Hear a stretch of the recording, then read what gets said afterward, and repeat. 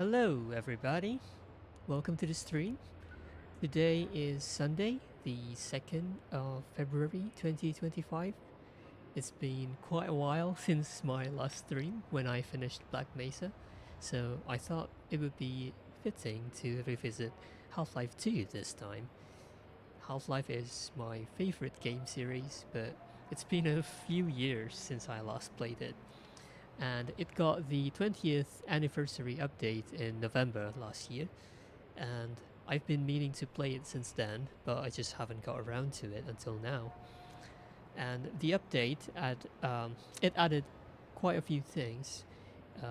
They merged the episodes into the base game, and they also added developer commentary that was originally introduced in Lost Coast, and the episodes, episode 1 and 2, also have the dev commentary, but the base game itself, Half Life 2, never got it until the update. And they also added, I think, Steam Workshop support, so you can add mods like Minerva. Let me see if I can find it here. Yeah. So, yeah, you can.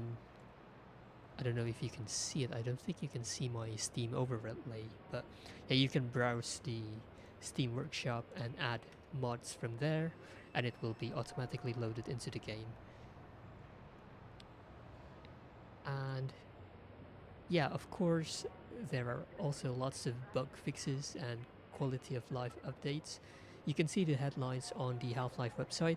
I'm not going to go through all of them because it's been a while since the update was released. So yeah, I think I'll just start the game.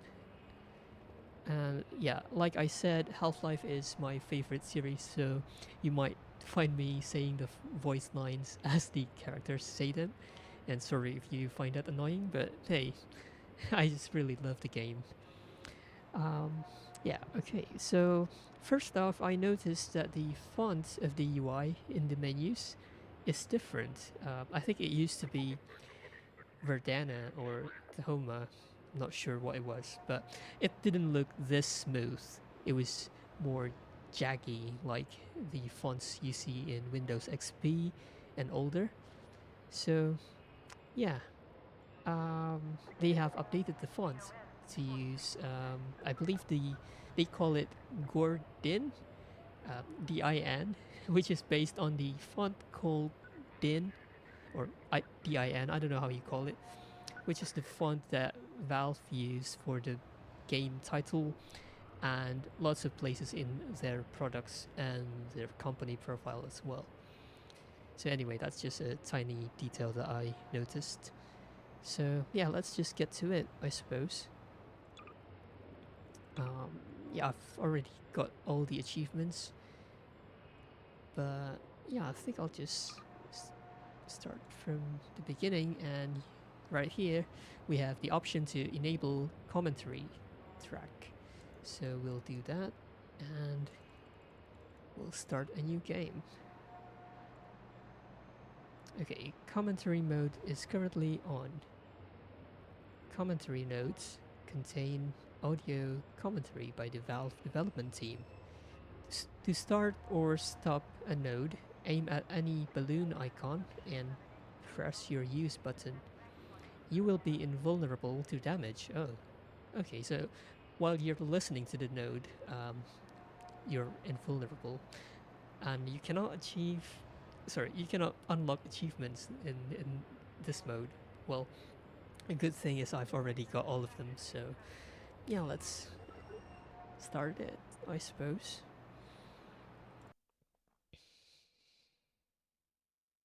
Ooh.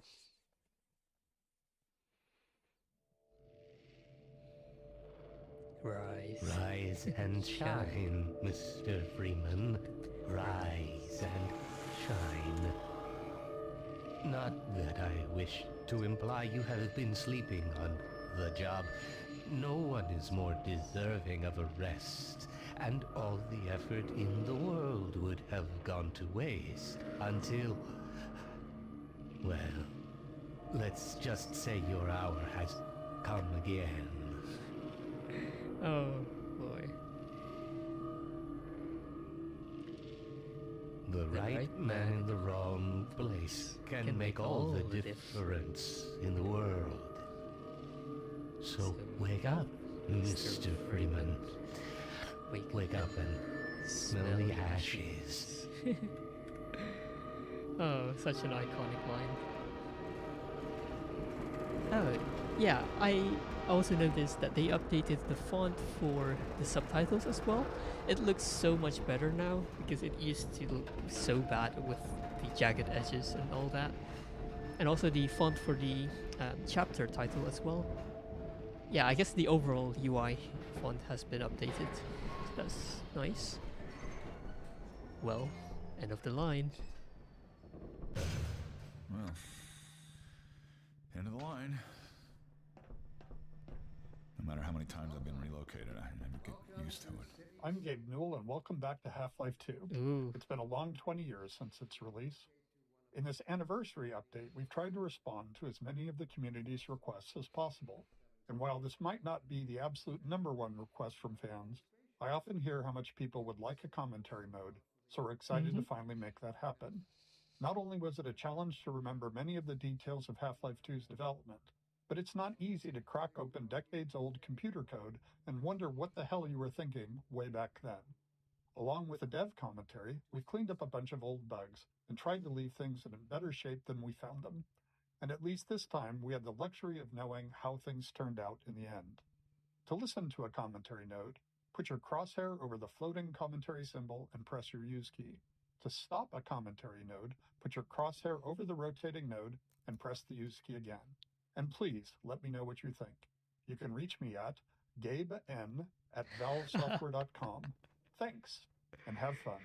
Okay, so that was a note from the Big G himself, and I noticed that this time around he spelled his email as gabeand@valvesoftware.com, because I think in the very first commentary in Lost Coast, he said it more like gaben@valvesoftware.com. So yeah, that's interesting. Physics objects. It might be hard to remember it now, but back when Half-Life 2 came out, small objects in games, like these bits of trash, were usually static, as in they didn't really move, or if they did, it was in a very simple way. If you were lucky, they might break apart into some sprites if you hit them. One of the goals for this initial train station section was to really make it clear to players that these kinds of things were properly, physically, actually being simulated in Half-Life 2. They could be picked up, dropped, thrown, broken, moved by other forces, you name it. Here we're starting with just a small thing, showing that trash is being blown by the arrival of the train, or, more specifically, an invisible volume that's triggered by the player leaving the train. Or been chosen to relocate to one of our finest An remaining invisible urban volume centers. triggered I thought by so the much of player City leaving the train. 17 that I elected to That's how they simulate the my wind. administration here in That's the interesting. citadel so thoughtfully provided by our benefactors. I've been proud to call City 17 my home. Train station. The beginning of a Half-Life game has a big job to do. We have to introduce players to a new world while teaching them how to interact with it. Players need to quickly grasp what's happening, who the key players are, what threats they face, and how they fit into it all. Above all else, it has to be as fun and interactive as possible. Nailing this takes a lot of iteration and playtesting, especially on the small moments that make up a bigger picture of the game. In this section, we'll highlight some key moments, game design problems, and a few playtests where things didn't quite go as planned. Okay. Welcome. Welcome to City 17.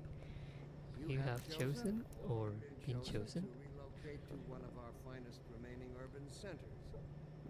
I thought so much of City 17 that I elected to establish My my administration here. in the citadel so thoughtfully provided by our benefactors. So, I've been proud to well, call City 17 my home. And so, whether you are here to stay or passing through on your way to Barcelona, It's all I have left. welcome to City 17. All right, I'm moving. It's safer here. Metrocop shoving citizens. We've only walked a few feet and we're already got problems to solve. We're introducing the Metrocop, an enemy that eventually we're going to ask players to kill, and giving you a glimpse of the world they're stepping into. It's a simple, clear moment that shows the relationships between the Metrocops and citizens, and by extension the player. At the same time, we decided to reinforce the existence of the core physics simulation, showing the way in which NPCs can casually interact with objects in the world. Seeing something like a suitcase knock into another and dislodge was pretty novel back then. These moments at the train station, where we combined multiple goals, were the most successful. They felt natural, like the game wasn't pausing just to teach you a lesson. That I elected to Yeah, that's establish nice. my administration here Oh, look at that. in the citadel so thoughtfully provided by our benefactors. I've been proud to call City 17 my home. And so, whether you Sweeping Vortigaunt. Another key moment of storytelling and another nod to the physics system. Here, we're showing how Vortigaunts fit into this new world, which is a big shift from their Half-Life 1 role as enemies. Like so many moments in Train Station, the Sweeping Vortigaunt came from our constant hunt for ways to show characters interacting naturally with the physics system. Why just tell players Vortigaunts are friendly now, when you can show one casually sweeping the floor and knocking around some simulated objects? Nothing signals, hey, don't shoot me this time around, like someone willing to tidy up. welcome. Yeah, that's one of the Welcome to cases City of 17. show, don't tell. You have chosen Which is or a been very chosen common, to relocate to one of our finest guidelines remaining urban centers. I thought so in much of storytelling. City 17 that I elected to establish Were you the only ones on my that train? administration here in the Were you the citadel only so ones on that thoughtfully train? provided by our benefactors. I've been proud to call City 17 my home. And so, whether you are here to stay or Overwatch stopped our train in the passing woods through on and your way took to my parts husband for unknown, questioning. They said he'd be on the next to train. City 17. I'm not It's sure when safer that was. They're being nice though, letting me wait for him. Who's gonna tell her? Citizens. When it came time to design the human citizens of City 17 and the world outside the city, we chose to include a variety of races, ages, and genders. This not only provided narrative context for the Combine's enslavement of all of humanity, but it was also important to us that anyone playing the game could see themselves represented in the Resistance, with everyone on Earth united against the Combine.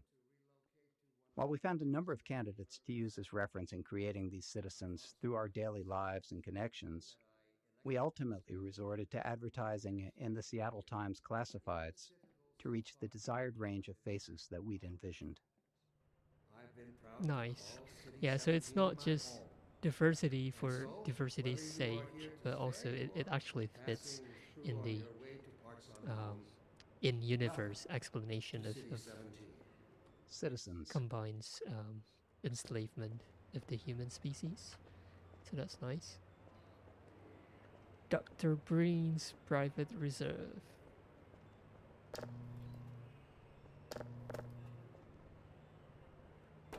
Hey, cut it out! That's enough of that. Stop that! Citizens. Welcome. No more! Welcome to City 17. Watch it, will ya? You have chosen or Stop been that. chosen to relocate to That's one enough our of that. finest remaining It's urban interesting that centers. they prepared I thought quite so a much few of City voice lines 17 just that I for elected the to interaction. establish my administration here in the citadel so thoughtfully provided by our benefactors. I've been proud to call City 17 my home. And so, whether you are here to stay or passing through on your This way is to also a parts nice unknown, use of the welcome physics system. to City 17. It's safer here.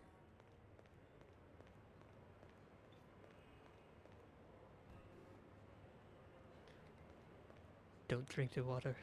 They put something in it to make you forget. Don't drink the water. They put something in it to make you forget. I don't even remember how I don't got even here. remember how I got here.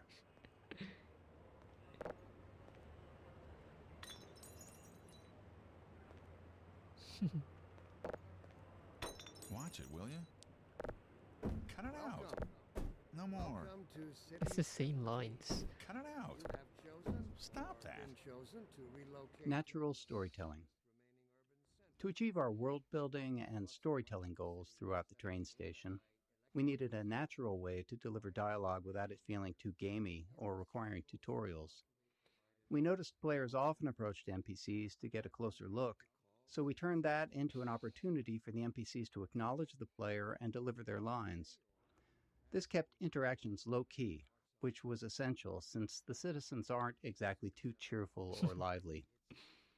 The simplicity of this approach also aligned with one of Half-Life's core storytelling goals, making the narrative responsive to the player's interest. Some players want to dig into every detail, while others just want to know what to do next. Giving players control over how much story they want to engage with, without it blocking progress, is a goal we always try to maintain in a Half-Life game. Plus, the less complicated a feature is to implement, the more of it we can include. Nice. City 17. They never arrive. You have chosen And the ones that do arrive, they never leave. You never see them go. They're always full. No one ever gets on, but they're always departing, but they never arrive. You The ones okay, that do bud? arrive, they never leave. You never see them go. They're always full. No one ever gets on, but they're always departing, but they never arrive. And the ones that do arrive, they never leave. You never see them go. And so, whether you are here I see they took your suitcase too. They can't get away with this much longer. Way to parts unknown. Welcome to City 17. I'm working up the nerve to go on. Dr. Breen again? I was hoping I'd seen the last of him in City 14. I wouldn't say that too loud. This is his base of operations. Recalibrate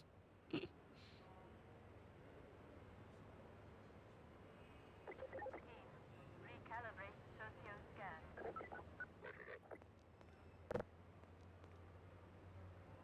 That's enough of that. Welcome. Welcome to City 17. Early tech planning. Shipping a game always teaches us a lot. We finally get to find out which choices we made were good ones, and which were ones we should do differently next time. So after Half-Life 1, when we sat down to start thinking about what kind of sequel we could build, we had all kinds of player feedback to digest. From it, we tried to build a master list of things that Half-Life 2 was going to focus on. We didn't try to design a specific player experience. Instead, we found it more useful to approach the question from a technological standpoint. Black Mesa's security guards and scientists had worked well.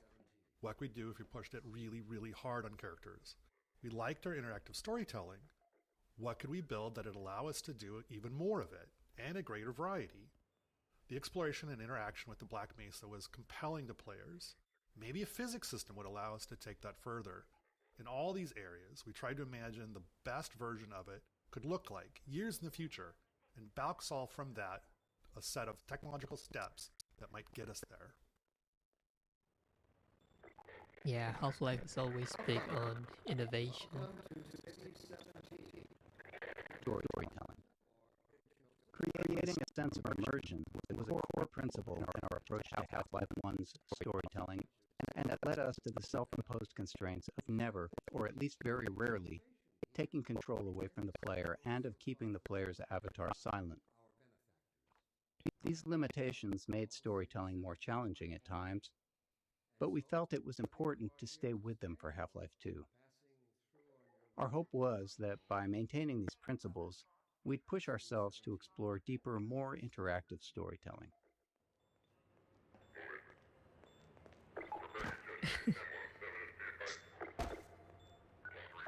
Ow.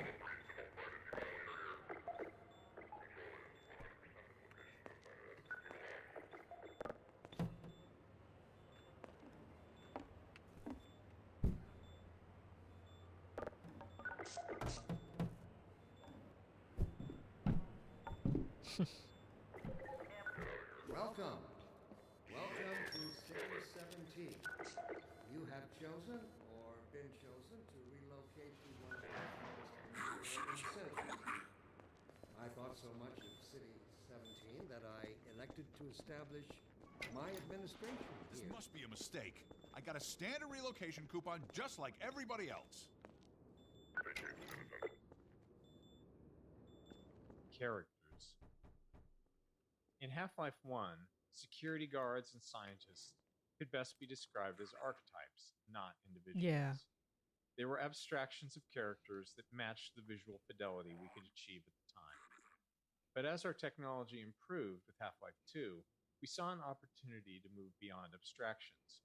The increased visual fidelity of the character models, combined with improvements in animation, made us believe we could focus on creating individual characters, people you would actually care about.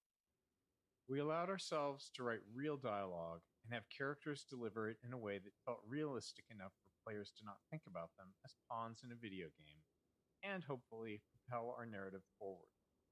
In 2001, a couple of years into development, we were energized by Japan Studios' Ica. Directed by an animator, it blew us away with its reliance on characters as the key connection to the player, giving us the courage to keep pushing forward. Yeah, come to think of it, in Half-Life 1, I don't think there is a character other than Gordon. Like, all of the others are just, generic scientists and security guards, soldiers, and so on. None of them actually matters in the sense that you can kill everybody that you see, basically. So yeah, it's nice that they actually introduced characters in this game. And I haven't played Eco, so that sounds like... I've heard good things about that game, so maybe I should play that at some point. Ooh.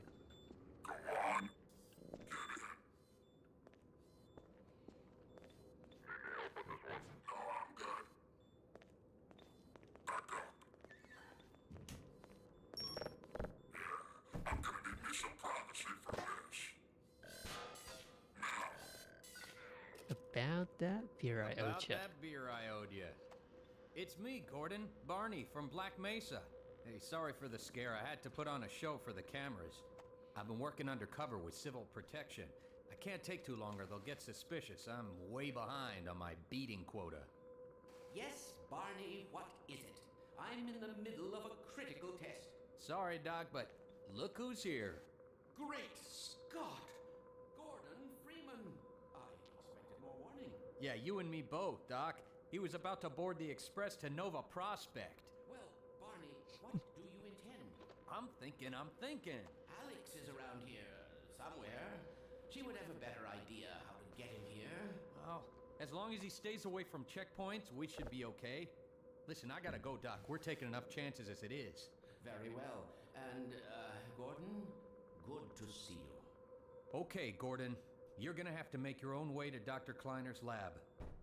Oh, man, that's what I was afraid of. Get in here, Gordon, before you blow my cover.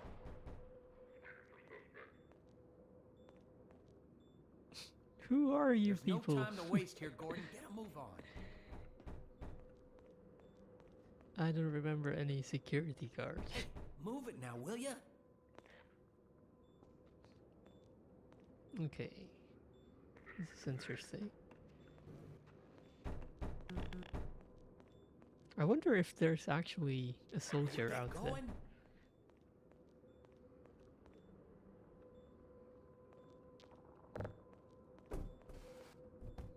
Blocking tutorials. At times, we need to be certain the player has learned something, and the standard method, at least in game development, not in life, is to trap them behind a gate of some kind, where the player must demonstrate their knowledge to be able to continue.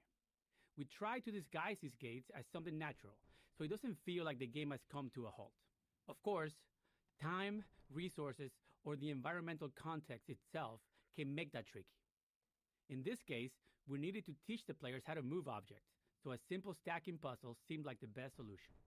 We tested more complex designs, but they ended up being less effective at teaching the actual thing we needed the player to learn.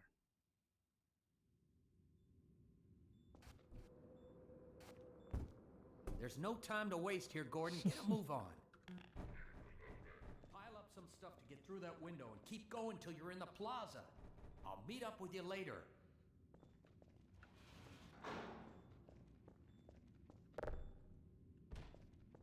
Blocking tutorials 2. There are 2 failures of note in this tutorial. First, players can break it by tossing all the boxes out the window, which is obviously not great. This leaves them stuck and unable to continue, which we consider a game-stopping bug that must be fixed. A clean solution would have been to tweak the window or crate sizes so that the player could fit through but not the crates. The problem was that we really only caught this problem late in development, and making even a simple change like that can have unpredictable game-breaking consequences, and right before launch no less. Also, this issue was purely theoretical. We'd never actually seen players do it. Our playtests of the design space had gone smoothly, with players learning what they needed and moving on.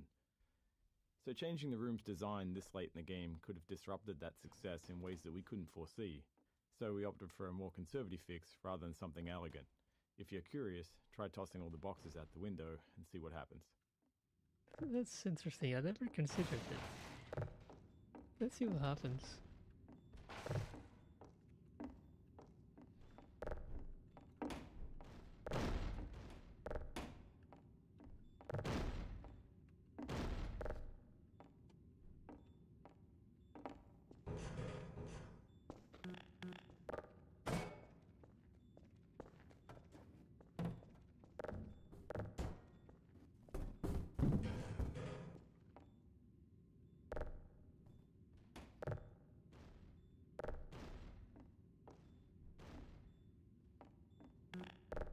Alright. Ah!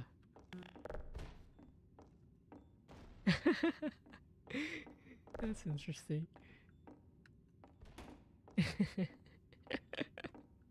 That's cheating! Blocking Tutorials 3. The second failure in this tutorial space is a case of misteaching, where we accidentally teach the players something we didn't intend. This can be hard to avoid without extensive playtesting, since the game is always teaching, even when it's not by design. We cover a more extreme example of this later in Train Station. Some cases of misteaching are critical to fix, like if the player learns the wrong way to use a weapon or interact with a common element of the game. But this one was more subtle. While teaching players to move objects, we also taught them to stack physics objects to escape a space. Normally that's fine, except we don't deploy that puzzle later in the game, and teaching something irrelevant just clutters up their mental toolkit and makes it harder to readily keep useful things in mind later on. Worse, stacking objects to escape the play space become a problem later on, something we had to actively prevent in multiple areas. With so many physics-based objects in the game, blocking this behavior without putting ceilings everywhere wasn't really an option. In the end, we hoped players wouldn't overthink this early lesson, and when playtests showed players getting stuck later on, we made sure not to remind them of it. Yeah, game dev is hard.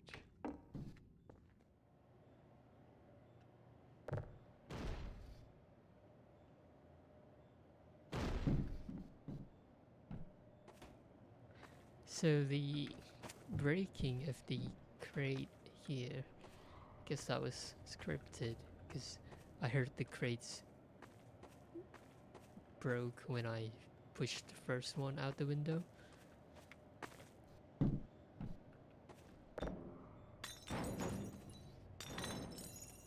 Fall damage. Teaching players how to do things is an essential thing for the game to do. But for them to make confident decisions, they also need to understand the more subtle rules. This small moment covers two of those. First, it shows how far the player can fall without taking damage.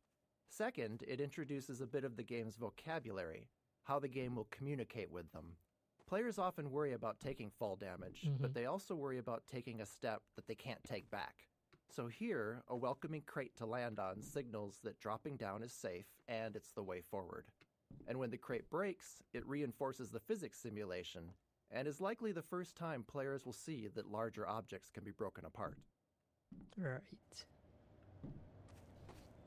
Now I wonder whether that was actually scripted or it was because the object was dropped from that height.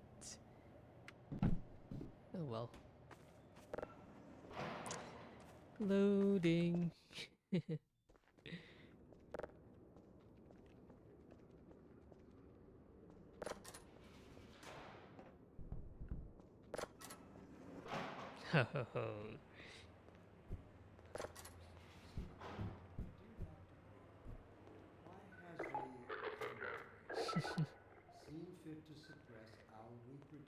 Pick up that can.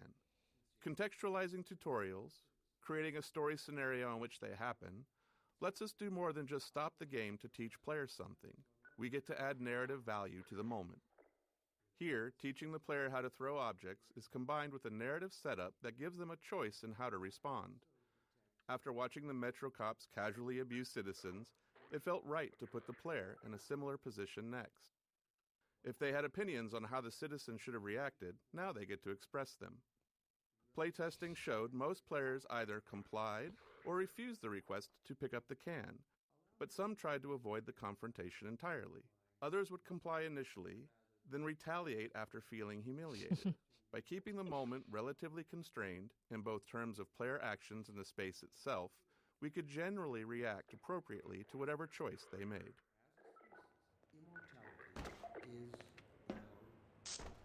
This simple fact has far-reaching implications.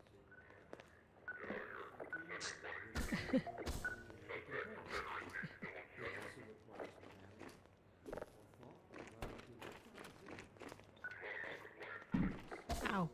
Ow.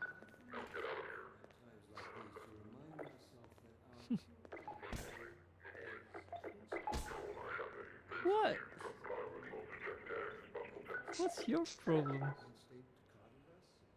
us safe in those hard-scrabble years when we hardened our sticks, cooked our first meals and started at the shadow. Playtesting. Playtesting is a core part of how we make games. We can never fully predict how players will respond or what they'll take away from what we built. So we test to learn and hopefully improve. During a playtest, we don't guide or talk to the player, even if they're stuck, as it's extremely unlikely that we'll be sitting there next to the player once the game ships. Our goal is for testers to forget that they're playtesting altogether and play as if they're at home. Any interruptions risk skewing the data, so we only step in if there's a bug that's blocking progress, or more rarely, if their behavior is so confusing that we need to understand what they're thinking. Instinct tells us Yeah, that that's the true. unknown is a threat rather than an opportunity. Instinct slyly and covertly compels us away from New in change town, aren't and you? progress. We can't be Instinct, seen talking to therefore, each other. must be You gotta be explained. damn hungry to wait in line for this crap. must be The line fought starts at tooth the end. and nail, You'll have to wait your turn like everybody else. I don't know about you, but I'm ready to join civil protection just to get a decent meal. You gotta be damn hungry to wait in line for this crap. The line starts at the end. They have thrown a switch and The same exercised our voices. demons in a single stroke. They have given us the strength. Early in a Half-Life game, one of our goals is to make promises to the player, giving them a sense of what to expect later on.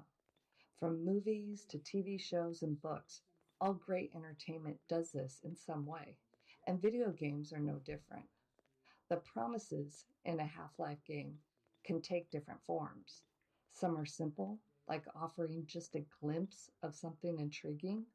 Others are more layered, like the interactions with Metro cops. By putting the player in a powerless position against them, we set the stage for that future moment when they can finally get to retaliate. Hmm. Wow. Yeah, that's very intentional.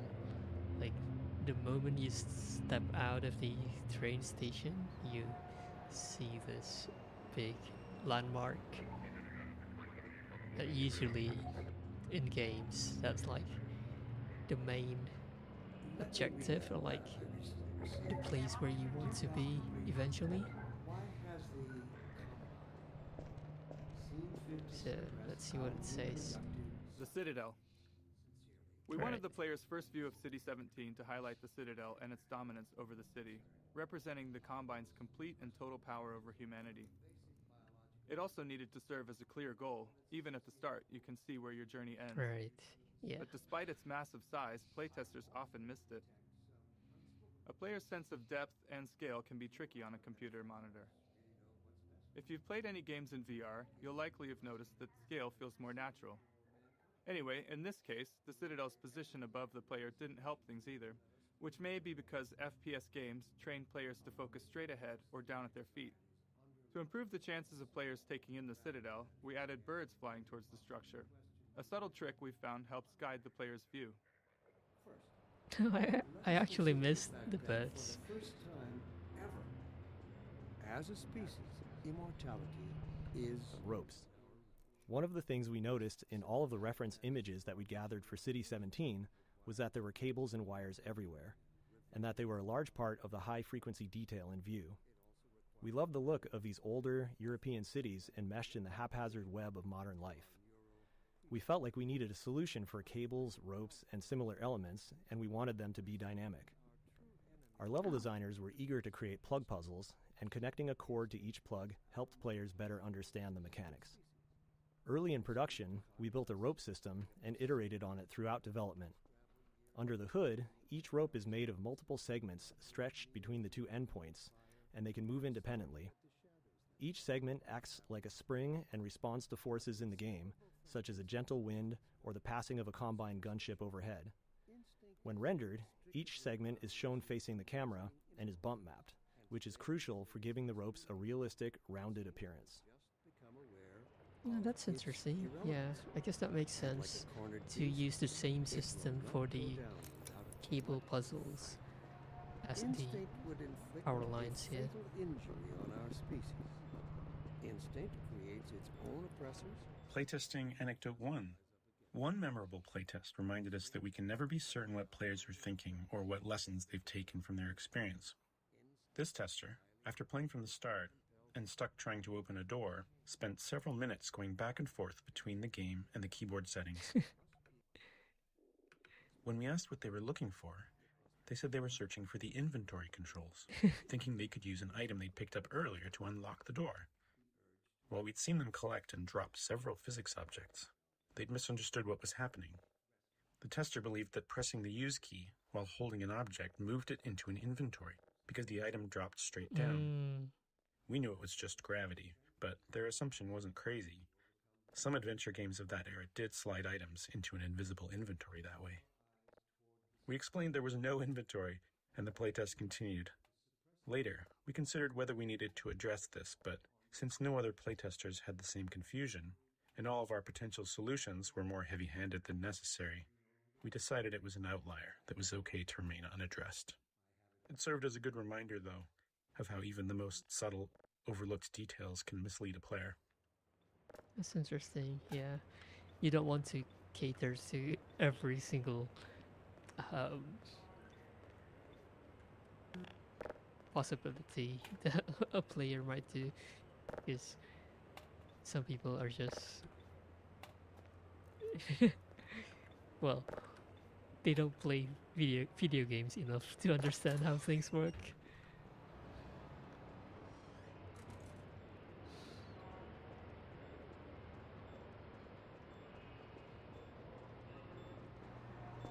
Let me read a letter I recently received. Dear Dr. Baker, why has the Combine seen fit to suppress our reproductive I love this poster. Sincerely, a concerned citizen. Thank you for writing, concerned. Of course, your question touches on one of the basic biological impulses, with all its associated hopes and fears for the future of the species. I also detect some unspoken questions. Do our benefactors really know what's best for us? What gives them the right to make this kind of decision? Exploration. After being herded through the train station by Metrocops, we wanted to give the player a chance to explore. This plaza offered several ways to interact with citizens, Metrocops, scanners, and the city infrastructure. We aimed for these interactions to continue building the world without needing explicit tutorials, and we refined them until they work naturally, without any real training. Let us consider the fact that for the first time ever, as a species, immortality is in our reach. This simple fact has far-reaching implications. It requires radical rethinking and revision of our genetic imperatives. It also requires planning and forethought that run in direct opposition to our neural precepts.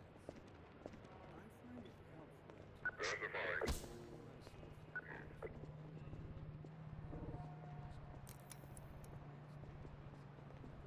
I always thought this is cool. Like, you only getting a peek of what's behind that door. And like, so you have to actually move the character around to get a better view of what's inside. Inextricably bound to unreasoning impulse. And Word of the today we wise. clearly see its true Keep nature. it to yourself. Instinct has I'd just like to help you, become but it's out of aware the question. of its If I talk to you out irrelevance. here, we'll both be in And like a trouble. cornered beast, We can't be seen it talking will to not each other. go down without I'd like to help you, but it's out of the question. Instinct would inflict a fatal injury on our species. Instinct Strider. This simple moment is a promise that you'll encounter this enormous thing later in the game.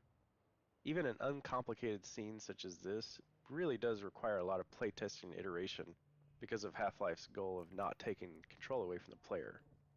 As you can imagine, it takes a lot of small tweaks to ensure that as many players as possible are looking at the right place at the right time here. The street layout and the Metrocop scene are all set to guide the player's gaze, perfectly framing the Strider when it appears. Yeah, I think that makes sense. Like, if you come from here, you may notice that there is something there, but as soon as you see this, like, you're gonna be like, oh, what's that? Is that a car? Like, you get closer, and then you see the Strider.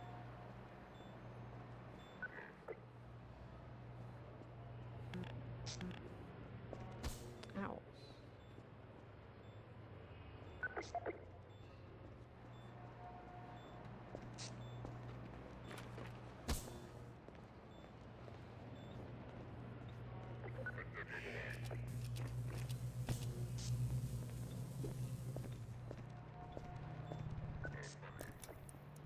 Early game exploration. Up until this plaza, the player likely hasn't had to think much about their path, as it's been clear and straightforward. But here, we wanted to encourage exploration, which meant making the way forward less obvious, which can produce a feeling of being lost or, worse, confused, as you might expect. These kinds of shifts can be tough, especially early in the game, when the player is still learning the game's guidance cues.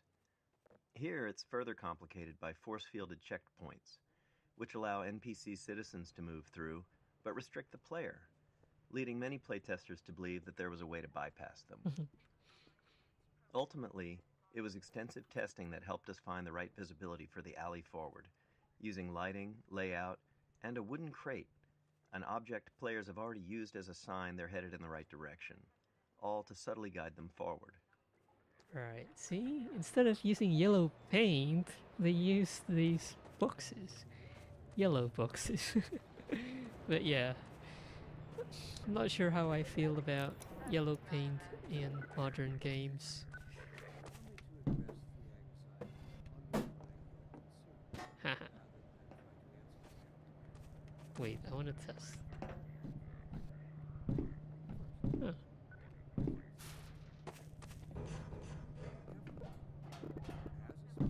Okay, so yeah, it doesn't break.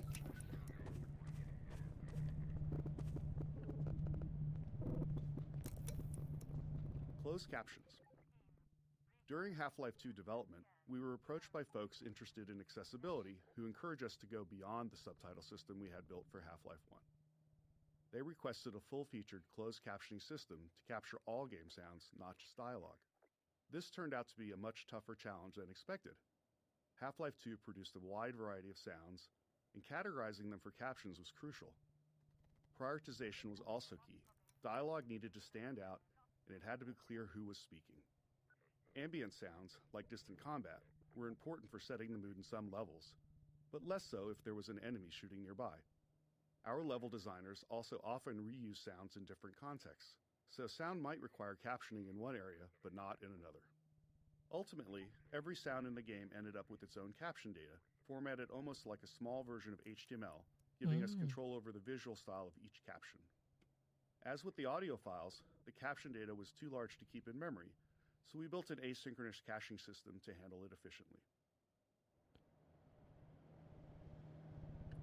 Closed captions. During Half-Life 2 development... Okay, let's see.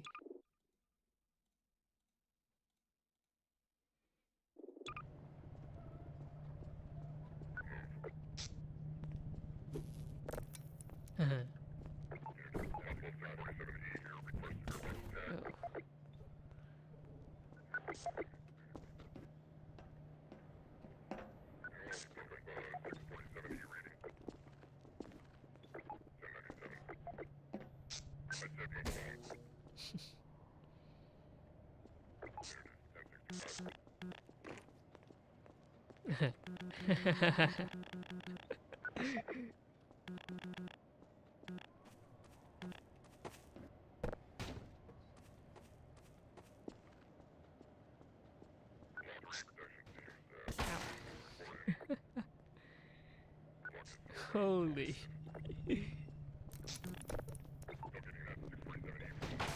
Oh.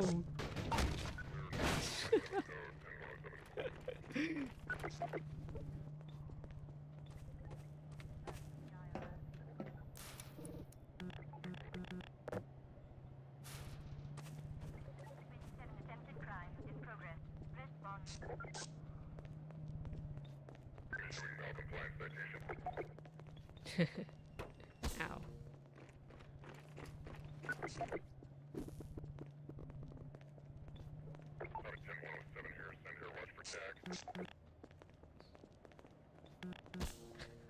Oh, come on. I just want to pick up that. I don't know what you call them.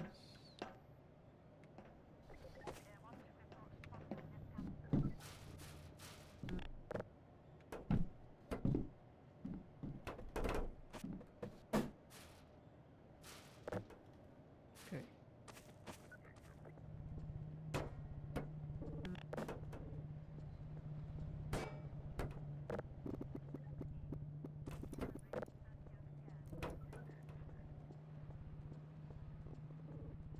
This is how it always starts. First the building, then the whole block. They have no reason to come to our place. Don't worry, they'll find one.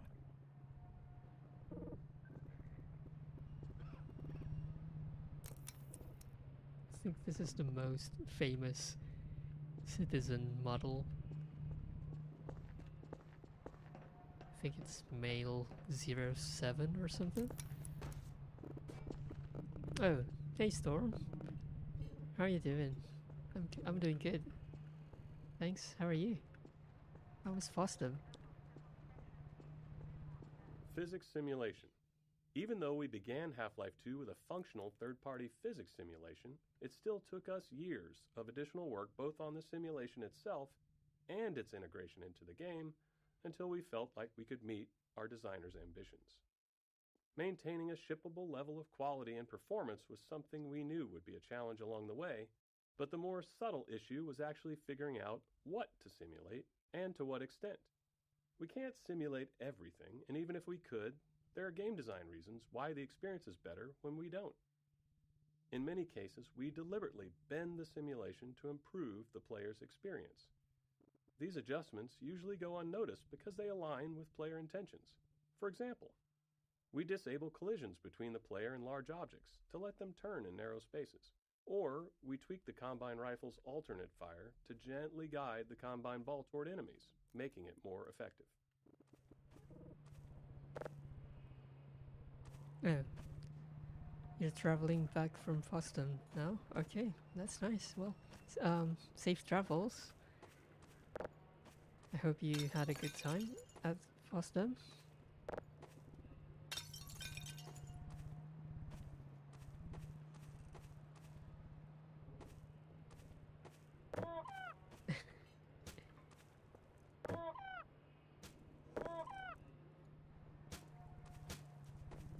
Crate Baby. This small baby doll has a long legacy. During the long months of internal testing, some of the team turned it into a challenge, a way to make the 47th playthrough of a game a bit more fun. They'd place the doll inside of a nearby blue crate and see how far they could carry it throughout the game. After Half-Life 2 launched, the community started carrying Crate Baby as well, adding their own stories and rules to the mix. A few years later, while working on Episode 2, this was the inspiration for the Little Rocket Man achievement, where players had to carry a garden gnome dubbed Gnome Chomsky throughout the entire episode. Chomsky even made a comeback for Left 4 Dead 2 in the Garden Gnome achievement, where players had to carry him through the Dark Carnival campaign. These kind of interactions with players are some of the most rewarding parts of game development. We design games with theories in mind, but you never really know where things are going until players get their hands on it. Yeah, that's nice. You've never played Half-Life before? Is it good? It is good. Yeah, it is good. It's one of my... Well, it's actually my favorite video game series ever. And yeah, I highly recommend it if you've never played it before. Although,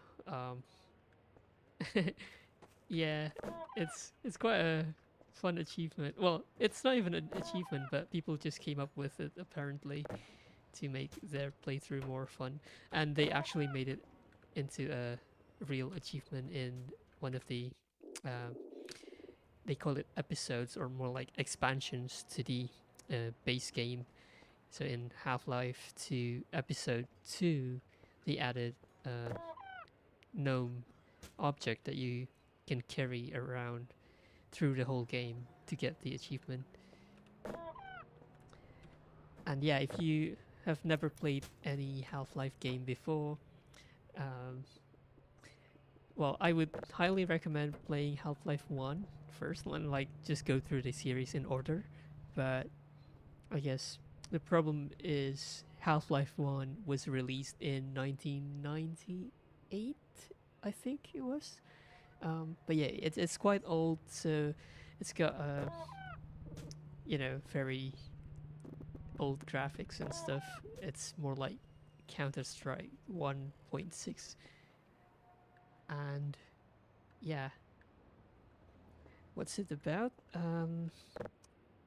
It's about an alien invasion into Earth that happened after an experiment that went wrong, basically. That's the first Half-Life game. And then in Half-Life 2, it's set 20 years after the first game, and you see different kind of alien species also invading the Earth, but this time they have actually enslaved the human race. So yeah, it's quite an interesting setup, and also I guess there's a lot of similarities to, or like references to, the novel 1984, because now the Earth is governed by someone who act as the administrator to represent the human species against the this alien race we call the Combine. So yeah, it's you don't need to play Half-Life 1 to understand the story of Half-Life 2, but it definitely helps to just get the context around how the aliens invaded the Earth. Physics Simulation 2. Areas where game design or other constraints impacted the physical simulation often required extra tuning to keep the simulation from blowing up. As an example, early on we experimented with increasing the simulation on the player entity, which is to say, make player movement much more a part of the physical simulation of the world. We knew this might make movement feel less precise, but hoped it could lead to some novel experiences. However, after tuning the movement to match the less simulated version, we hit a major problem. The physical force needed for the player to move at their usual speed was so high that simply running into other simulated objects could result in death from the impact.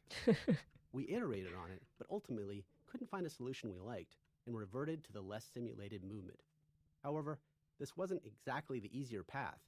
It introduced new challenges with how the less simulated player interacted with the more simulated objects in the game.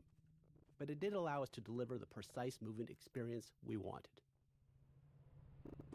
Nice. Yeah, I bet there's a lot of challenges when they implemented the physics system, because at the time this was a very, very novel system in the game where you can actually interact with these physics objects and like have it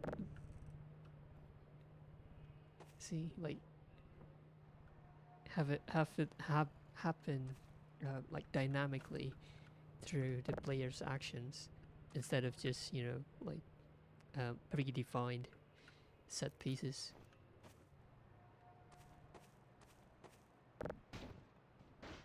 Yeah, in 2004, the year this game was released, it was groundbreaking, basically.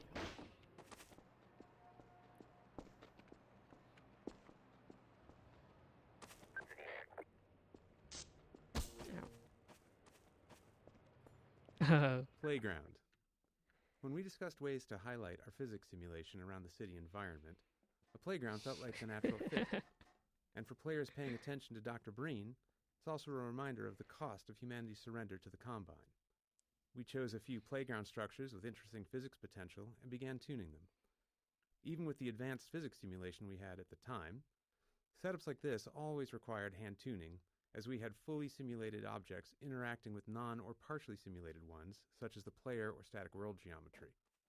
It might be easy to assume that a simulation can carry a lot of the load of implementation, but even now, 20 years later, that is rarely the case.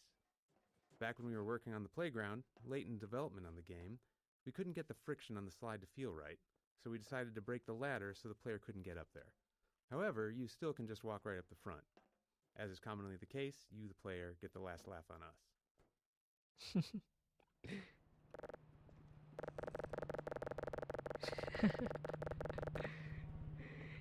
Yeah, the game was released in 2004, and at the time, like, physics simulation, like, in this game, it's never seen before.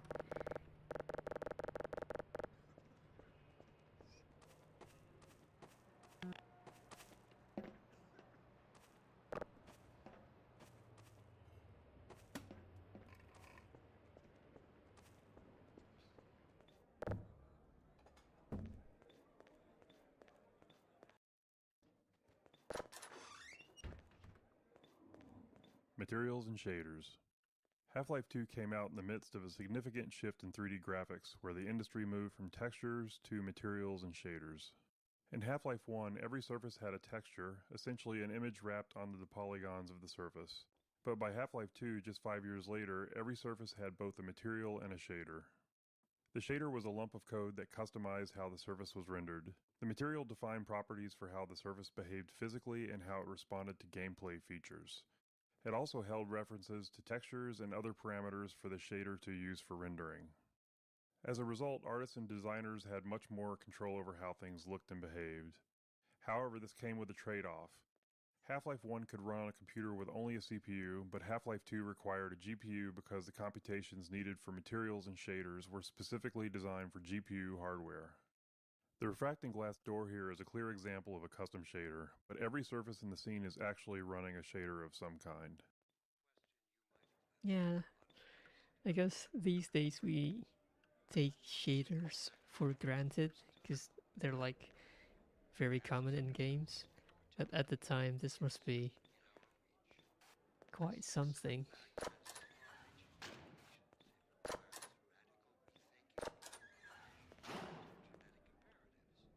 Oh, look at that.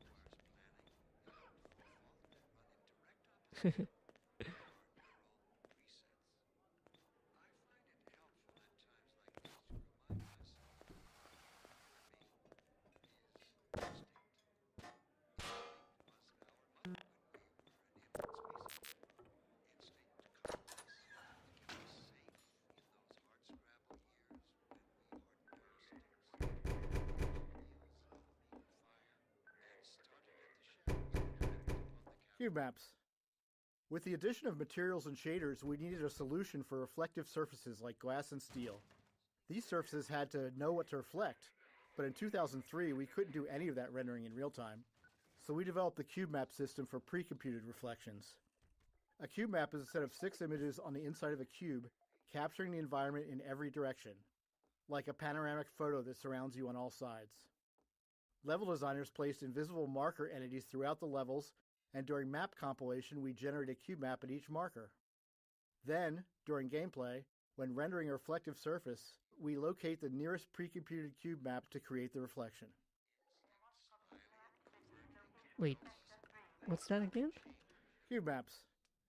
With the addition of materials and shaders, we needed a solution for reflective surfaces like glass and steel. These surfaces had to know what to reflect, but in 2003 we couldn't do any of that rendering in real time. So we developed the cube map system for pre-computed reflections. Right. A cube map is a set of 6 images on the inside of a cube, capturing the environment in every direction, like a panoramic photo that surrounds you on all sides. Level designers placed invisible marker entities throughout the levels, and during map compilation, we generate a cube map at each marker. Then, during gameplay, when rendering a reflective surface, we locate the nearest pre-computed cube map to create the reflection. I'm not sure if there's any reflective materials here, though.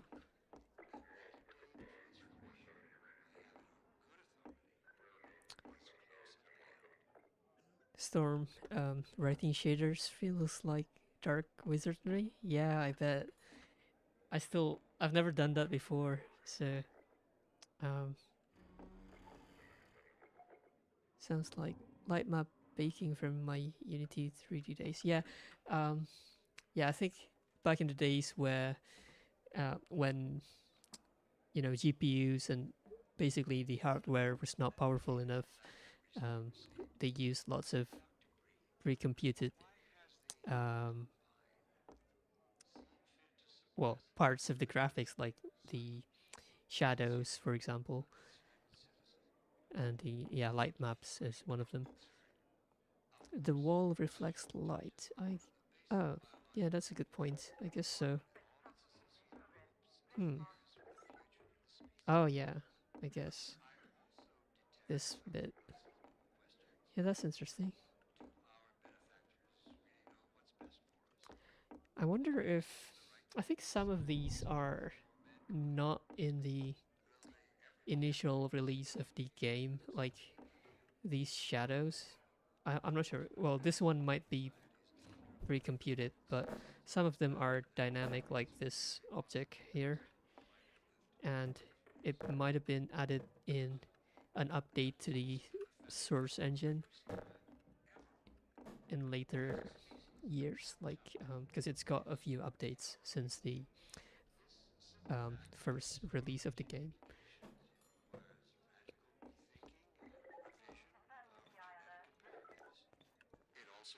Was that you knocking?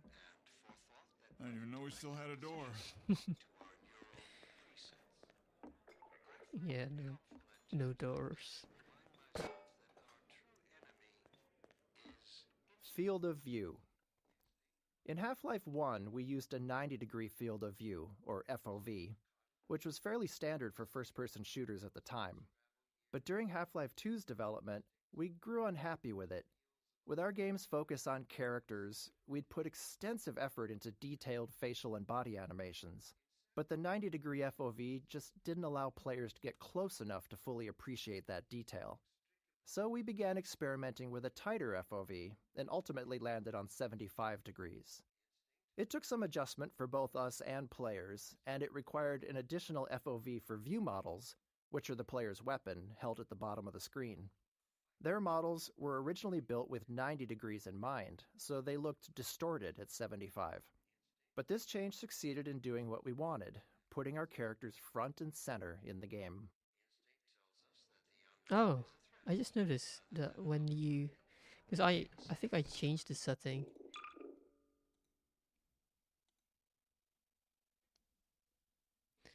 Okay, so it's at 75, and if I set to 80... Right.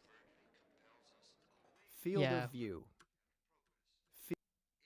Field of... That's interesting. This commentary node actually also sets the current field of view. Field of view. Field. Okay.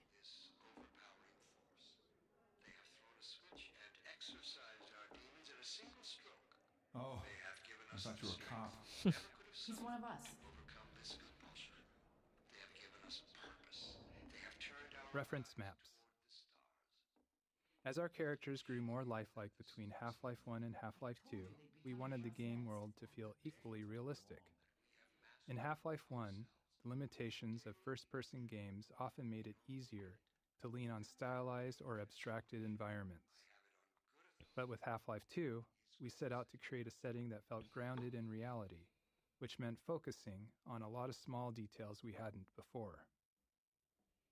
One of our main steps was creating reference maps to standardize how we'd map real-world proportions into the game. These maps establish details like wall and door dimensions, doorknob heights, interior lighting, furniture scale, and the general scale of common objects.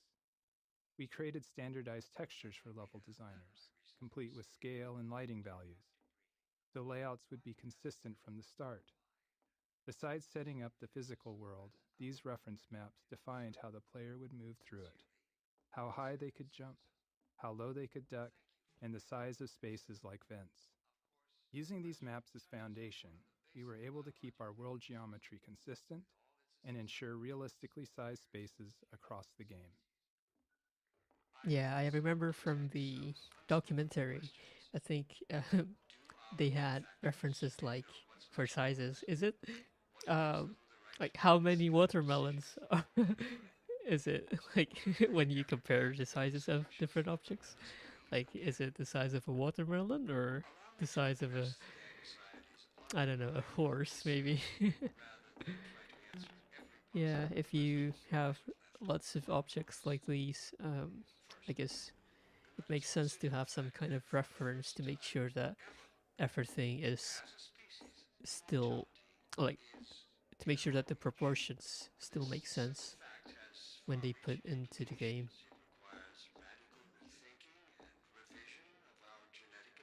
Oh no, now we're really gonna get it.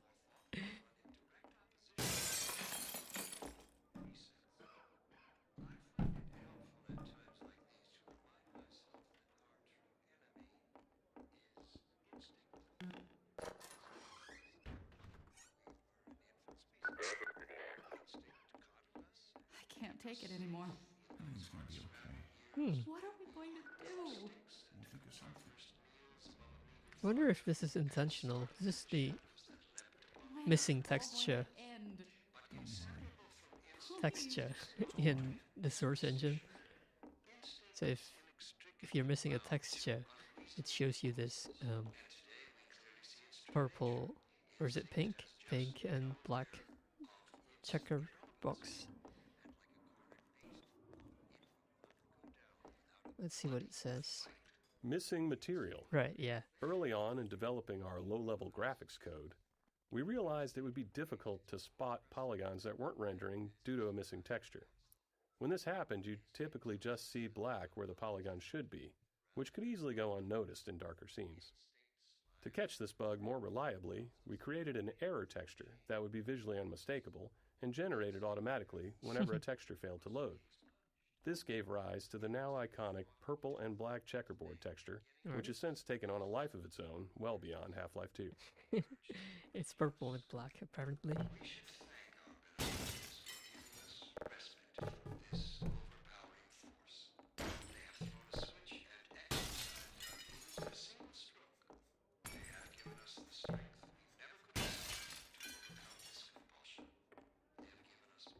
You recognize that texture? Yeah, it's quite iconic, especially with Gmod.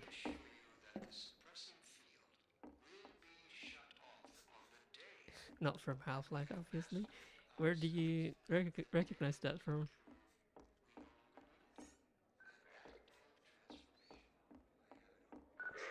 Attention, residents. Uh-oh. Miscount detected in your block. Cooperation with your civil protection team. Permit full ration reward.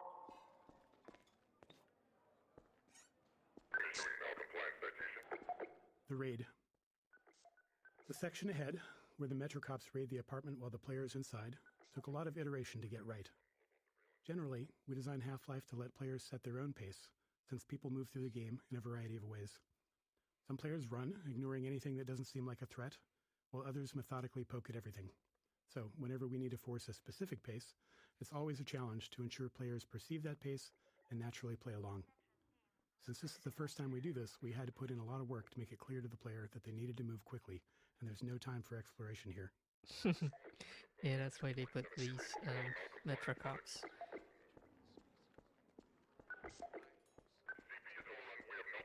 Hey, you! In here!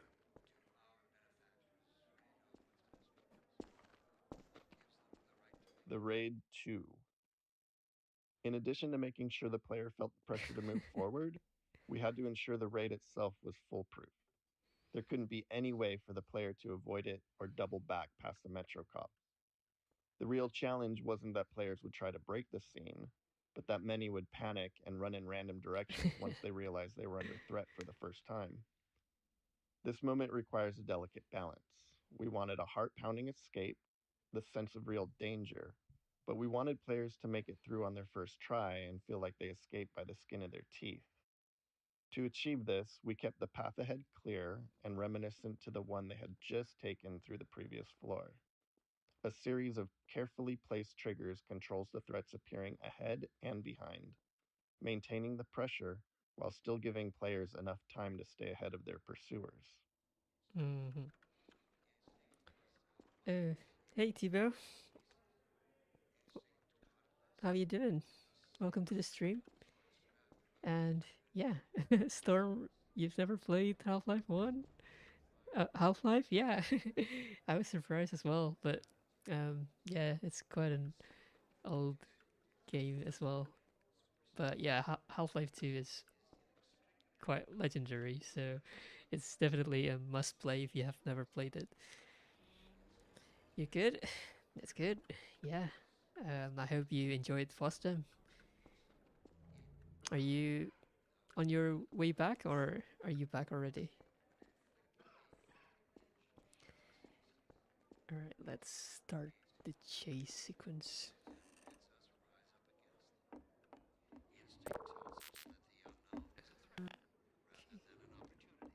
You're on the train, yep. Well, let's just hope you don't arrive at City 17. Head for the roof! There's no time to lose! Here they come! I wonder what happens if I just... Oh, okay, so I died.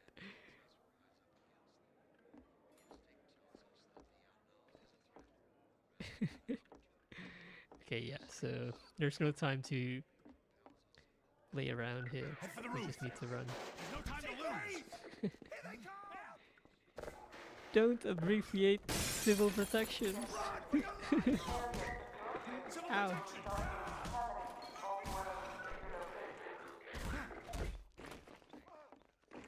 No.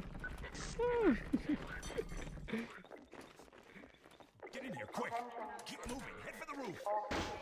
Get going! Go on! Get going! Get going! Go on! I'll help. Ugh. Loading. Right. Okay, I wonder at what point does it trigger the door safe eye.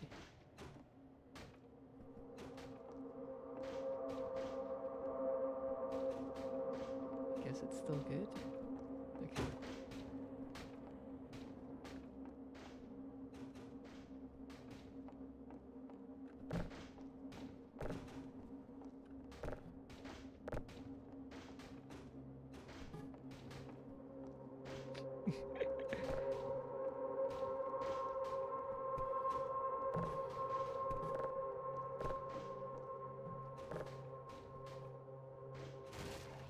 Oh, shoot.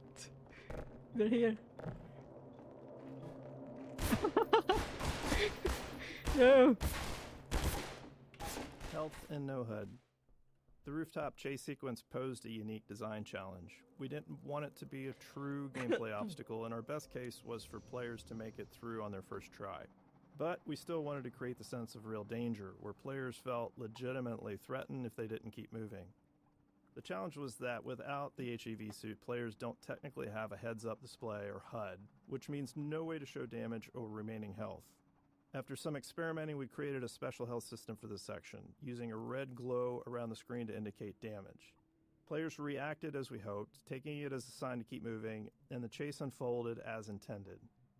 To top it off, we made health regenerate quickly so the glow wouldn't linger, reinforcing to players that running was indeed the right choice, and ensuring players weren't taken down by a stray bullet at the end just because they dawdled or hesitated earlier on. Yeah, that's interesting because the HUD is actually part of the HEV suit that you pick up. It will only show up if you have the HEV suit. So without it, you don't see the HUD. So yeah, you don't know like your current health. I guess it's yeah, it makes sense in this part especially, and for it to automatically regenerate your health.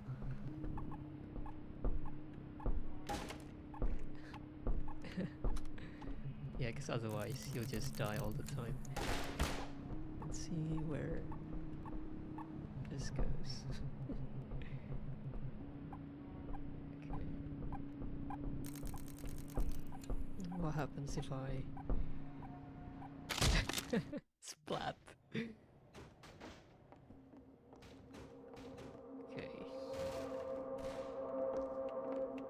Health. What's the difficulty? It's hard, apparently. But yeah, I guess it doesn't really matter if we have the commentary node active because it makes you invincible. At least while you play the commentary. Oh. What just happened? Oh, this thing is actually a physics object. Like it's not like glued down to the roof. It's actually, so if I jump on it, yeah, it moved. That's interesting. Oh.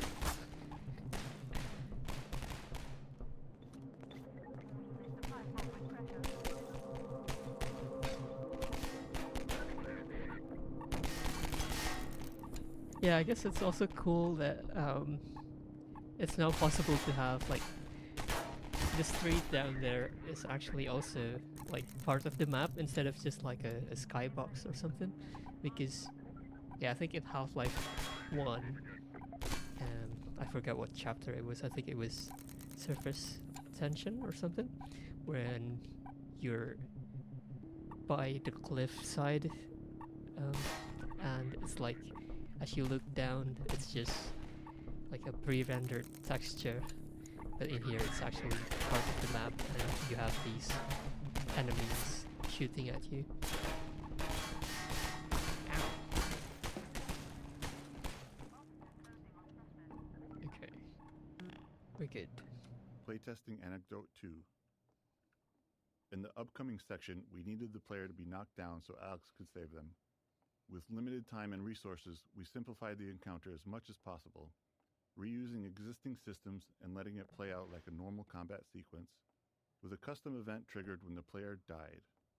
After a few playtests to fine-tune the timing, we moved on. But as we got close to shipping, we encountered a problem with a playtester who quick-saved constantly and immediately hit quick-load whenever they thought they'd failed. When a Metro cop hit them, they quick-loaded before Alex could step in, repeating this more than 10 times before we asked them to stop. At this stage of development, in the final bug-fixing phase, we had to limit ourselves to fixing only game-breaking issues, since even small changes could risk breaking something more important.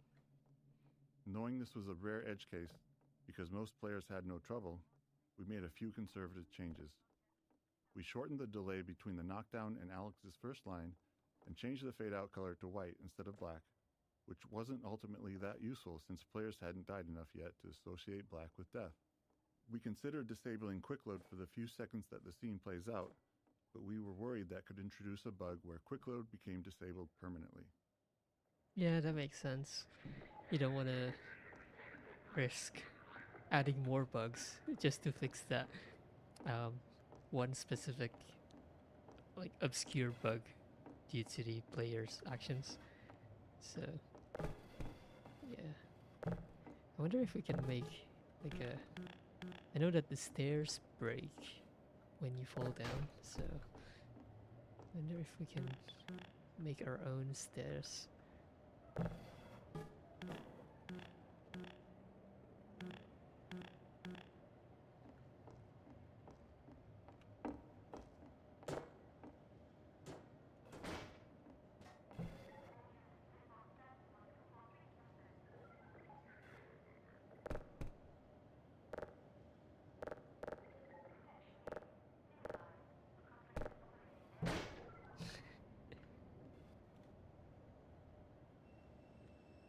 No. I think I might have screwed up the game. Okay. Can we go back up?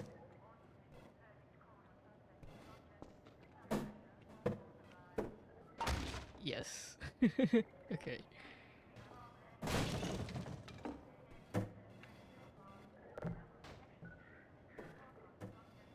This is actually not needed. Okay. So,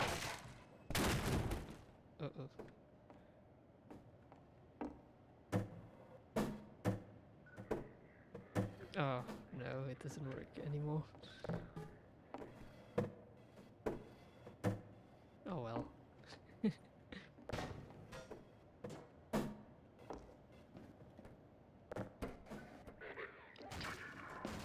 Go! Oh. Ow. No, you don't. Oh. Well. That was close.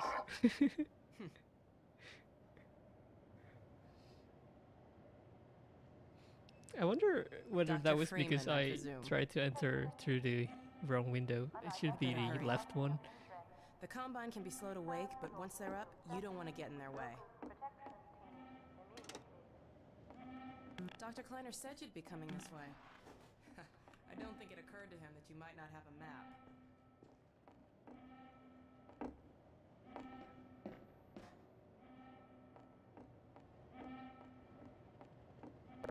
This way, Gordon. Alright. Oh, so I guess as soon as you enter, you cannot go back. That's interesting. Yeah. So yeah, even if I tried this way, it didn't work anyway. Okay.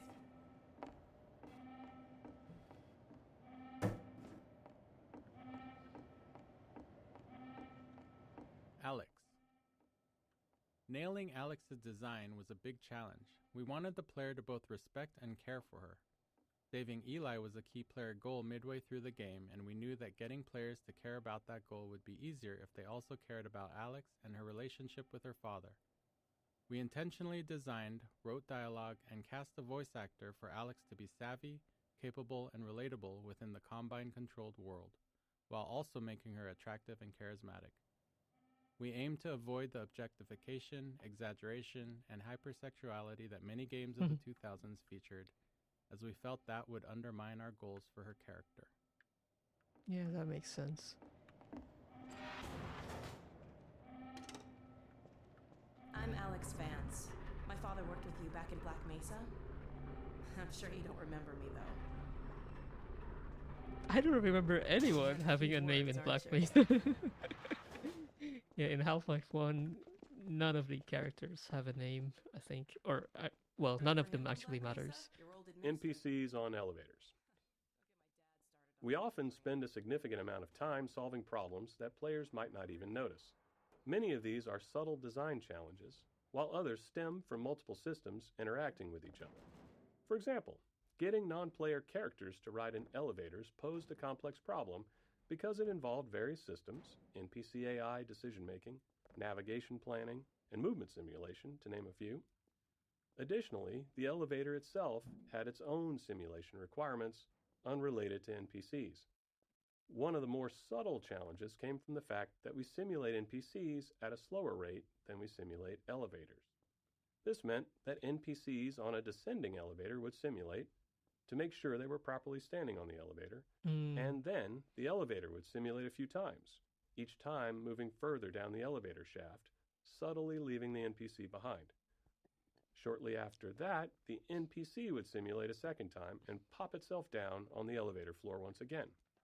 You can imagine that it was hard to take Alex seriously when she was constantly falling down in small increments while talking to you. Yeah, that makes sense. She would be like tick, tick, tick. Desynchronized from the elevator. I don't think Half-Life 1...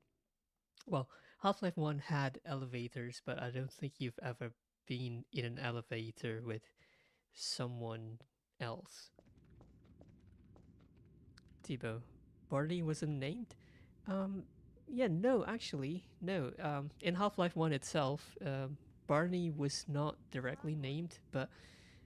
so yeah, you don't hear them say their name being Barney, and like, it was only through the games files in the... like, the character model for the security guards, or the model is called Barney.mdl or something. But yeah, of course, with the expansion, Half-Life Blue Shift, they actually made it like semi-canon that the name is Barney. But well, there are two problems with it. One is that Blue Shift was not made by Valve. It was made by Gearbox, and also you never actually like interact with a security guard whose name is Barney, because they all just share the same models, and they actually touch on this earlier in the Half-Life 2 commentary, where they said that the characters in Half-Life 1 are just abstractions as opposed to like real characters, because you know they're abstractions of, for example, security guards and then scientists, but you never actually encounter a named character in the game in Half-Life 1. So yeah, that's yeah, when I first played Half-Life 2, I was like, there's no scientist specifically named Eli or Kleiner, like, and even Barney. I just knew about him from Blue Shift, and also like I knew that the model is called like Barney, but yeah, they never actually reference the name directly in the voice lines in the first game. So yeah. Interactive storytelling. When we started on Half-Life 2, storytelling in games was generally either high fidelity and linear or low fidelity and interactive. We knew players had seen high-quality storytelling in games, but they'd never been placed right in the middle of it, able to watch it unfold around them, interact with it, and examine any part closely. While that goal excited us, we didn't yet know how it would work or what kind of technology we'd need to make it happen. We had built a variety of storytelling technology in Half-Life 1, but it was mostly presented in front of the player and lacked the interactivity and fidelity we were aiming for. So Kleiner's lab became the section of the game we used as a testbed to figure out how our interactive storytelling would actually function. Right. Okay, Thibaut, but in Blue Shift you see Gordon on the start monorail. Are you saying my childhood isn't canon? Well, yeah, I mean, Blue Shift and Opposing Force are, well, you can consider them canon, but for example, the character Adrian Shepard, the protagonist of Opposing Force, it's never referenced in any Half-Life game made by Valve. And also, well, I think with Barney, well, obviously Gearbox and Valve work together at some point when they develop the expansions, but so they know about certain characters who are going to be more prominent in Half-Life 2, so that's why they could they know about a character named Barney and make him the protagonist of Blue Shift. But yeah, I mean, I think the writer of the Half-Life series, Mark Laidlaw, has he never really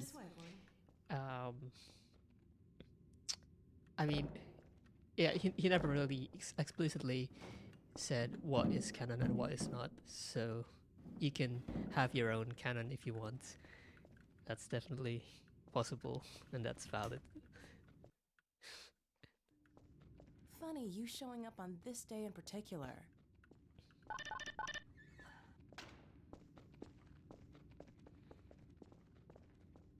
Kleiner's Lab. Kleiner's Lab was the first piece of storytelling we worked on, and the one that took the longest to figure out.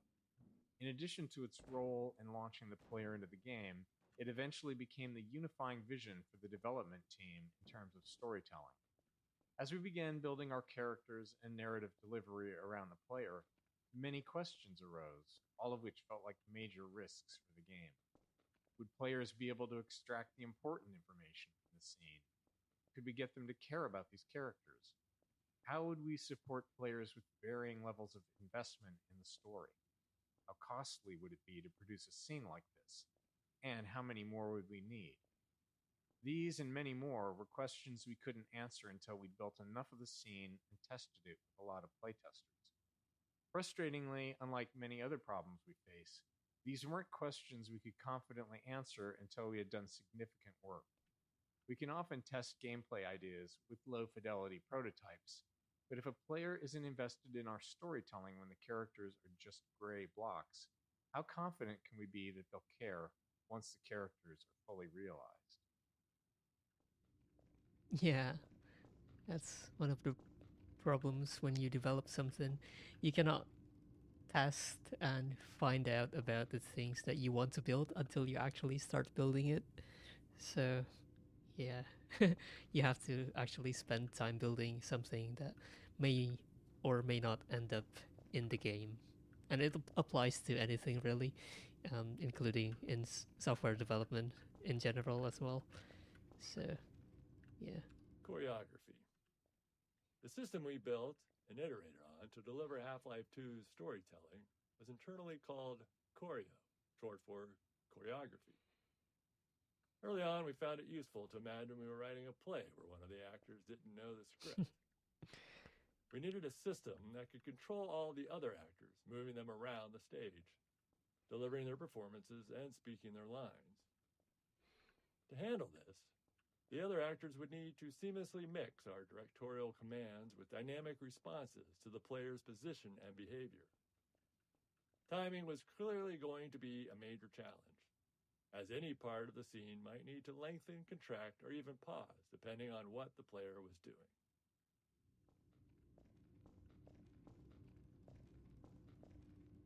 Here, let me buy you a drink.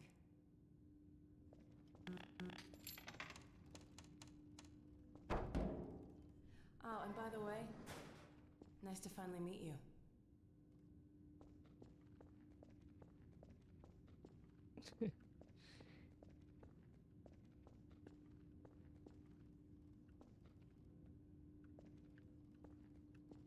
FacePoser. The primary tool we built to power the Choreo system was called FacePoser, an inaccurately named program that allowed our animators to lay out the entire structure of our scenes along a timeline. The timeline contained a series of Choreo commands for the actors, along with all the necessary information for them to perform those commands. By layering these commands on the timeline, animators could easily describe how an actor might need to face one thing while talking towards another and walk to a different location, all at the same time. But the timeline wasn't a fixed linear sequence. Actors would follow their commands, but they had to respond dynamically to the world around them. An actor might take longer to move to a location if the player is in the way, or they might need to wait to deliver a line because another actor has been delayed by the player. Faceposer allowed us to rapidly iterate on scenes, trying different layouts, dialogue deliveries, and timings. This ability to quickly experiment and adjust proved critical in finding the right performances to achieve our character and narrative goals. Yeah, that's interesting because you have to take into account the player's actions as well.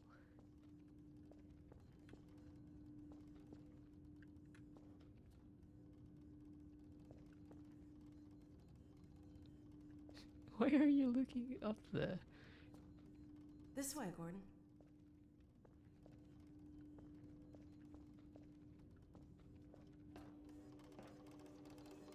Choreo commands.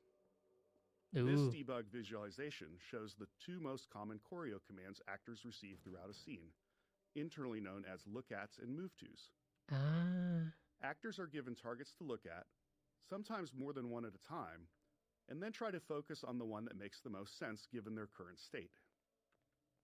At the same time, they might be receiving move-to commands, which tell them to move to a location and face a specific direction or object.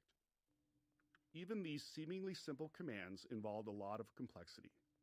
A scene might require an actor to talk while typing on a keyboard, all while looking at an object the player is holding. Since we couldn't predict where the player would be during playback, authoring scenes like this required us to break each element of the scene into separate pieces and layers. These could then be reassembled as needed during playback, based on the player's actions and interrupted if necessary. That's interesting. We can't keep him here long, Doc. It'll jeopardize everything we've worked for. Don't worry, he's coming with me. That's right, Bonnie. This is a red letter day. I We'll wonder inaugurate the new teleport with a double how transmission. it's done with newer games where For real this time? the scenes are actually I still have nightmares about that acted cat. by the actors. So There's nothing to be nervous about. it's not just We've made voice major actors, strides but since actual then. actors What cat? acting out the scene, like in Since the he's not taking the streets, you might GTA as well get him games. out of his civvies. What? Because dear, you're yeah, right. you cannot I do almost forgot. these programmatic. Barney, I'll give you the honor. Well, I guess you could I've gotta combine get back on my shift, it a but little, okay. but yeah, I'm wondering how it's done.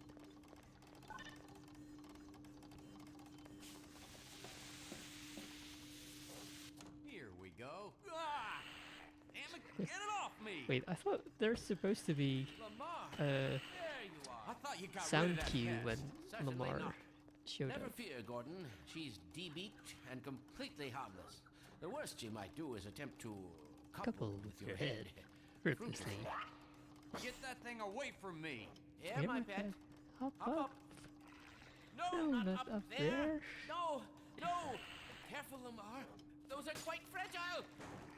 Oh, fine. It'll be another week before I can coax her out of there. Yeah. Yeah. Longer if we're lucky. Barney, Barney, you're not an you're animal not an person. animal person.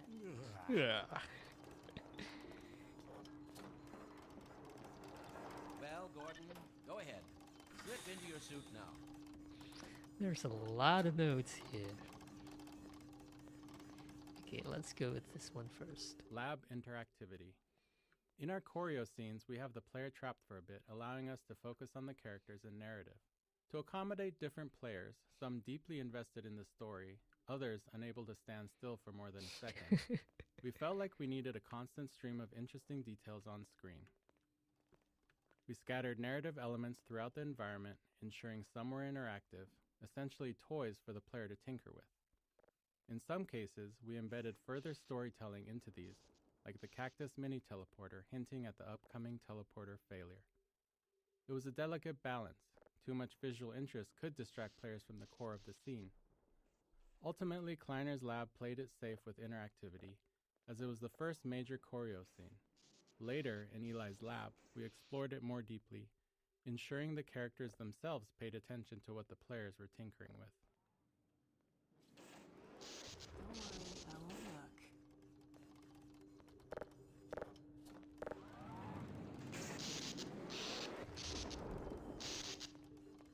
Lab interact. Gordon, the longer you delay, the greater the danger to us all.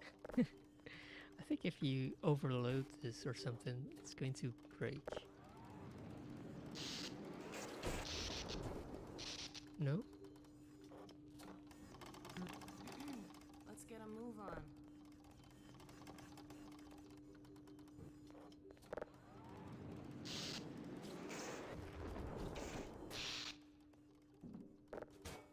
Lab interactivity. Time to suit up, Gordon. I'm pretty sure you can break this somehow, but I don't remember how. Oh well. Delivery. It took a lot of iteration and playtesting to strike the right balance of information and emotional connection in our major choreo scenes. Each scene had a lot of information we needed to convey to the player, but we couldn't just have characters spouting exposition. Players would start thinking of them more as signposts than as people. We needed to take the time to let the characters interact with each other, allowing the player to observe the relationships. At the same time, we had to expand upon the world, giving the player a sense of everything that had happened while they were gone. All this had to be done carefully, without taking too long. We wanted the game to work for players who were less invested in the narrative. Less invested. Animation became a powerful tool in communicating the emotional connections between characters, often conveying the depth of a moment quickly without overstating it. Humor was another commonly used tool, helping to puncture a setup and disarm the player when things got a bit too heavy. Archetypes. We wanted to create narrative links between Half-Life 1 and Half-Life 2 through our characters. Our idea was to design individuals who felt like representations of Half-Life 1's archetypes, so that players might find them familiar, almost as though they'd met them in Half-Life 1 at some point that they couldn't quite remember. We based Dr. Kleiner on the scientist model we felt was the most iconic, and his personality was largely shaped by Hal Robbins, whose voice and performances had defined the Half-Life 1 scientists. One day, when we were in the thick of trying to figure out this character, Dr. Kleiner's face came into focus as we happened to share an elevator with an accountant from an office on another floor of our building, and looking at him, it was clear that this is Dr. Kleiner's face. Luckily, he was receptive when we asked if we could photograph him for a video game character. Yeah, I remember that story. Gordon, if you please, I'm eager to see if your old suit still fits. They accidentally bumped into the guy that ended up being the face model of Dr. Kleiner. But yeah, just as this Archetypes. node we wanted told to create us, it's, narrative. In Half-Life 1, they had archetypes, so not actual characters, but like archetypes of characters, like scientists and security guards and so on. Chill down. Character reaction. Chill out. Figuring out what characters should react to and how was an ongoing challenge. At the core, we always want the game to respond to player input. However, any response from the game can be seen as a reward by the player. So, what characters react to and what they ignore teaches the player about the kind of input the game expects. As a result, we made sure to respond to things we wanted more of, like players tinkering with devices in the lab, and ignored behaviors we wanted less of, like players repeatedly slapping Kleiner in the face with a box over and over again. Seriously, we watched a playtester do it for 5 minutes straight. The longer you delay, the greater the danger to us all. Get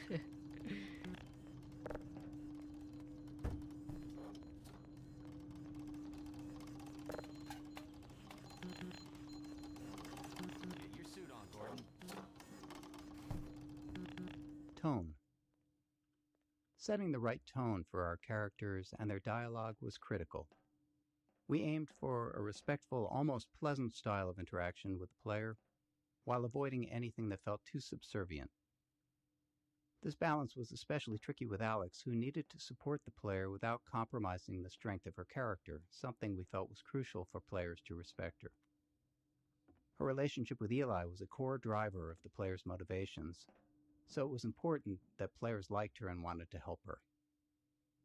We also wanted to contrast the warmth and camaraderie between the player's allies against the hostilities of Breen and the Combine, inspiring a sense of righteous indignation in the players for the battles ahead. Eager to see if your old suit still fits. Writing. In the Half-Life 1 era, player goals in FPS games were still largely about fighting and defeating an obviously evil enemy. It was hard to get players to care about characters when they were as low fidelity as they were in Half-Life 1. With the planned improvements in character fidelity for Half-Life 2, we wanted to take a shot at making characters the driving force of the narrative.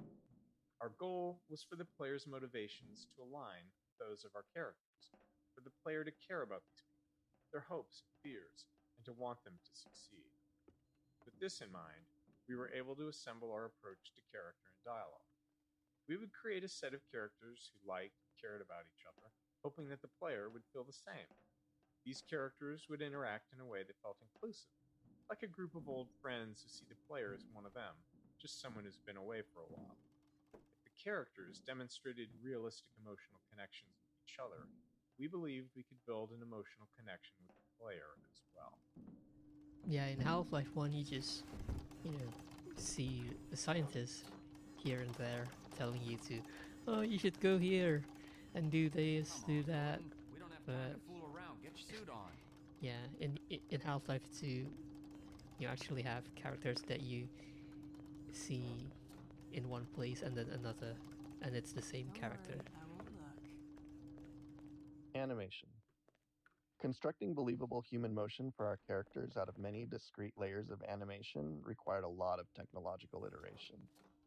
Even simple actions like turning to look at something or walking to a location became more complex when combined with the need to dynamically respond to the player and the requirements of choreo commands. For example, turning to look at something had to be fully decomposed, allowing a character to use any combination of its eyes, head, shoulders, upper torso, or full body to face a target. In Half-Life 1, human characters had their bodies separated into upper and lower halves, allowing them to walk in one direction while facing another. However, this approach was too abstract for Half-Life 2's characters. Instead, our animators created walking animations in all 8 directions of the compass, which could then be smoothly blended together at runtime. Ah, that's interesting. So it's not just one animation. Yeah, that makes sense. If you want to Time to suit up, Gordon. combine all the different, like walking animation and looking and so on dynamically, you want to have all of the base combinations Get your suit on, Gordon. that you can then combine with the others. I think it was this one specifically is talking about the point later in the game where Kleiner would use the retinal Well, Gordon, go scanner ahead. in Slip here. into your suit now. But yeah.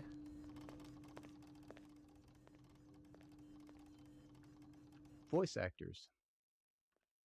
To create more responsive and multidimensional characters in Half-Life 2, we needed to evolve our approach to working with voice actors. While running through a script with a modicum of direction was sufficient for much of the NPC dialogue for Half-Life 1, for Half-Life 2, we decided to give the actors more of an opportunity to be involved in helping to define the characters and bring them to life.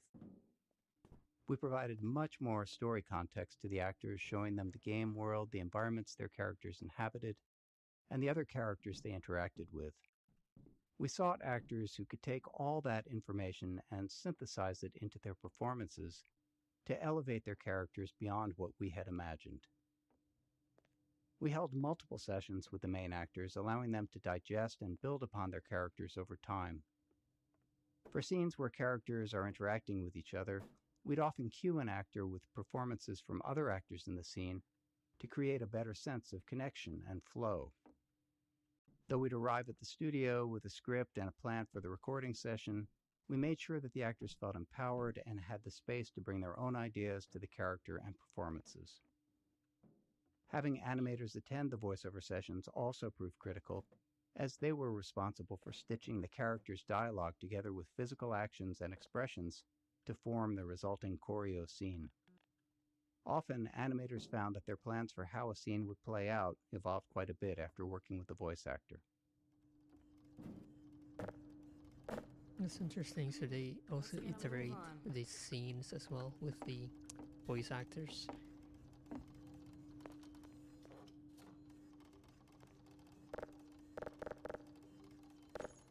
Oh, who's that? Don't worry, I won't look.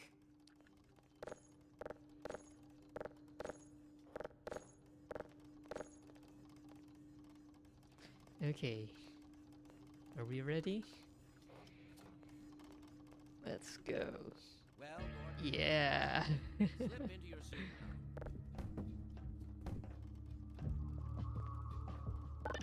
Well, Gordon, I see your HEV suit still fits you like a glove. At least the glove parts parts do. I've made a few modifications, but I'll just acquaint you with the essentials. Now let's see. Mark 5. The Mark V Hazardous Environment suit has been redesigned for comfort and utility. Oh dear. Doc, we don't have time for this. At least get that suit juiced up, Gordon. Good idea. There's a charger on the wall. I've modified your suit to draw power from Combine energy outlets, which are plentiful wherever they patrol. Meanwhile, let's get this show on the road.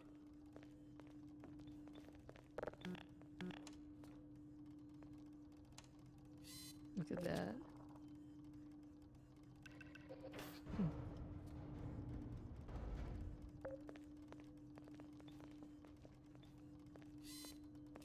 Well, come on. Dr. Kleiner waiting.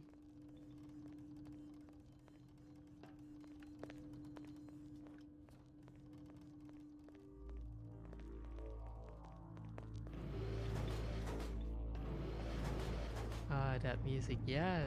That, Gordon, when you picked up why the don't you suit, position that yourself was near the very panel over iconic. there and wait for my word. Isaac, are you there? Yes, Eli. Bit of a holdup on this end. You'll never guess who found his way into our lab this morning. Oh, that's not who I think it is it? Indeed it is, and it's our intention to send him packing straight away in the company of your lovely daughter. Are you ready for us, Dad? We're all set on this. Scene interactivity. At certain points in our choreo scenes, we require the player to take action. Beyond simply giving them something to do and keeping them engaged, these moments served a few key purposes. First, they allow the player to catch up, even if they've been distracted by something else in the environment. The scene could safely pause until the player completed the task, ensuring they were back and paying attention. At the same time, it let us position the player where we needed them, which was useful for framing the scene and making sure they saw something important. In some cases, we got double value out of these moments by using them to train the player. Here, they're learning to interact with plugs and sockets, a skill they'll need for puzzles later in the game. Alex's kiss. It's a small moment, but Alex's kiss on Eli's cheek was important. Eventually, we're going to ask the player. Not yet. Monitors. We use monitors a lot for storytelling in Half-Life 2 in the episodes. So much so that we even make fun of ourselves for it. The problem is they're just too damn useful. They're fantastic for expanding the world by showing events happening elsewhere, and they provide an easy way to have characters talk without needing to explain how they all got to the player's location. Anyone who's ever written any kind of story, especially one with an ensemble cast, understands the unique frustration of trying to create natural reasons for all of your characters to come together in the same place. In this case, we were really happy with how the monitor allowed Alex to teleport away and then quickly appear in Eli's lab, making everything feel real and connected. Yeah, one of the cool things about monitors in Half-Life 2 is that, well, apart from these ones, they are actually real projections of a location. What? Chill out. Yeah, it's a projection of an actual location in the map. So if you see Eli right there, yeah, if you no clip out of the map and find that room, you can actually find Eli there. So the teleportation scene is actually real and not like pre-rendered movie cutscene.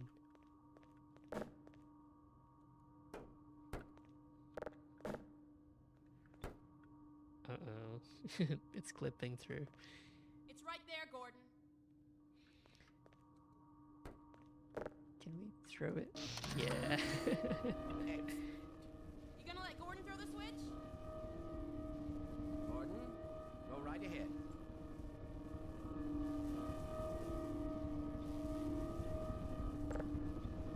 Very good. Final sequence. Commencing. I think think it's the same sound effect as the Resonance Cascade chamber scene, the test chamber scene in Half-Life 1.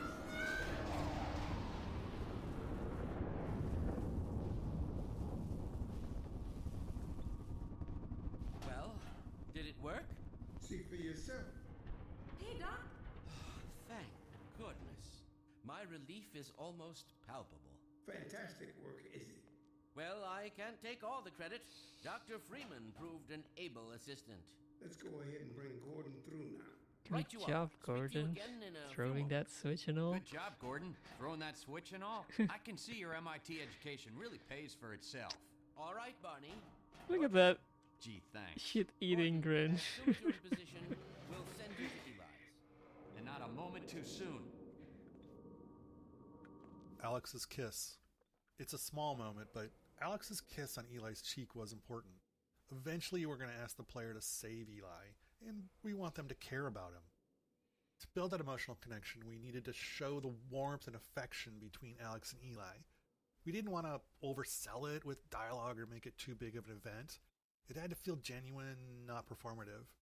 And we were able to iterate on the subtleties of this moment until it struck just the right note. Then let's just get through it. TiVo, just like in real life. Yeah, these monitors.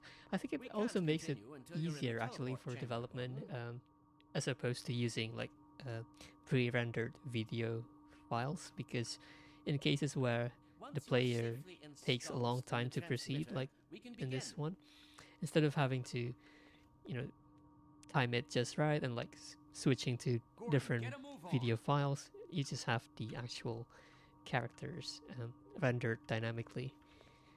So yeah, it's nice.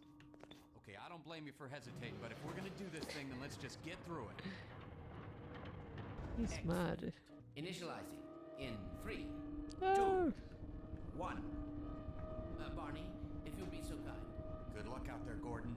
Yes, indeed. We're ready to project you, Gordon. Bon voyage, and best of luck in your future endeavors. Final sequence.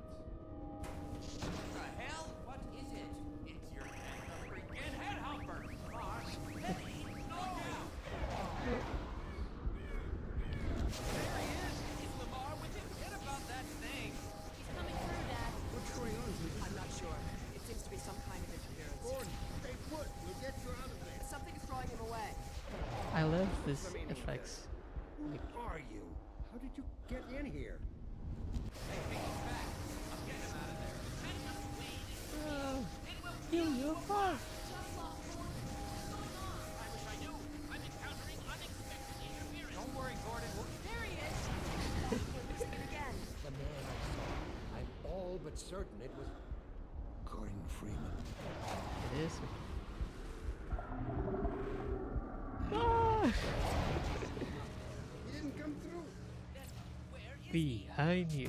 Behind you. Ah! Shut it down. Shut it down. You must get out of here. Run! Get down out of sight. I'll come find you.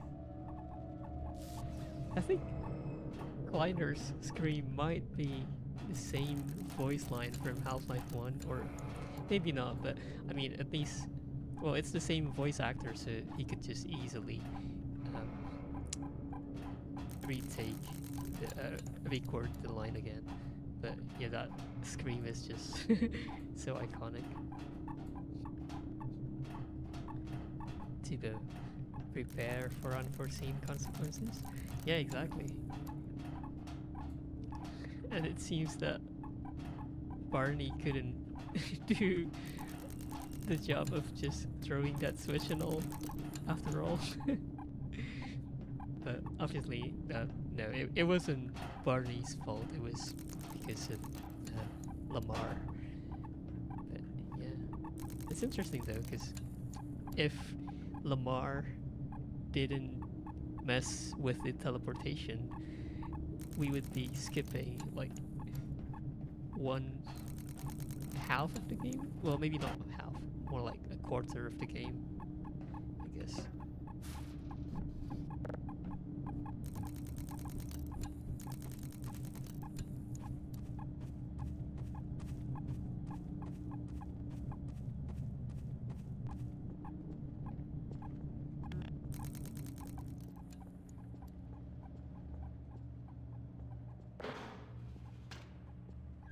If they have scanners out here, I wonder how they manage to keep the location secure. Seems very easy for the Combine to just raid the place, you know?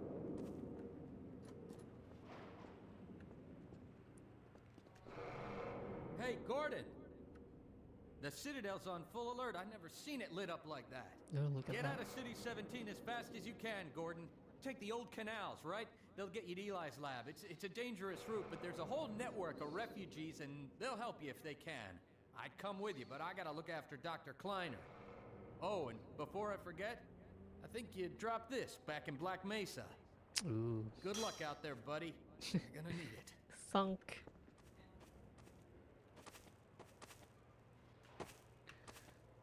Tour sound.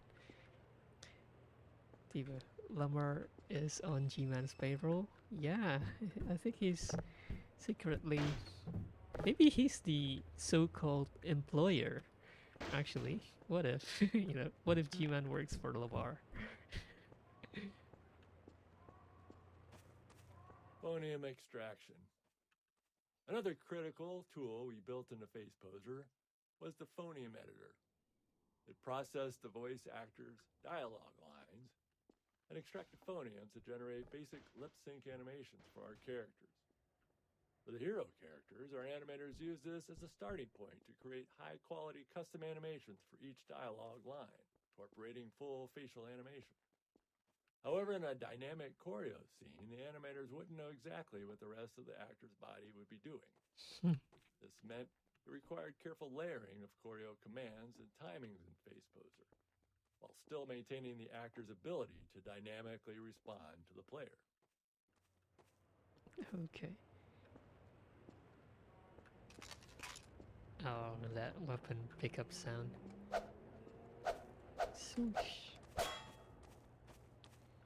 At the time of Half-Life 2's release, most first-person shooters gave the player a gun or a melee weapon right off the bat, but we opted to start them empty-handed. Without a weapon, it was easier to train the player on the more novel ways they're able to interact with the world, and introduce them to our story. We wanted the player to transition from fugitive to the aggressor, and arming them at the right time created that moment naturally. By the time they finally get a weapon, they're done running away. They say sometimes the best way to win is to walk away, but we all know that's not true. The best way to win is to run towards something while shooting at it. Wise words. Dynamic mixing. During gameplay, many sounds are playing Kelly at the Bailey. same time, but some are naturally more important than others, and we need to set the volumes of the sounds relative to each other to ensure that the important ones stand out. In a movie, this sound mixing is done as a post-process, but in a game, it happens real-time, responding to the player's actions, so we can't predict ahead of time which sounds will play simultaneously. To handle this, all the sounds are grouped into types and tagged with priorities. Then during gameplay, the audio system monitors all the active sounds and lowers the volume of sounds in a group if a higher priority sound is playing. And this mixing is adjustable. If the gunshots need to be loud in one scene, we can make them higher priority there. If a specific line of dialogue needs to be heard clearly, it can then force all the other sounds to drop in volume. And we do the same thing with music. It's a subtle but very critical system, and it just prevents the soundscape from becoming too cluttered. Wow. That's amazing. I wonder whether it also plays well with, like, positional audio. So, like, for example, this, like, if a character is over here and you move further away, the volume would go down. But what if that the voice line is important? Anyway.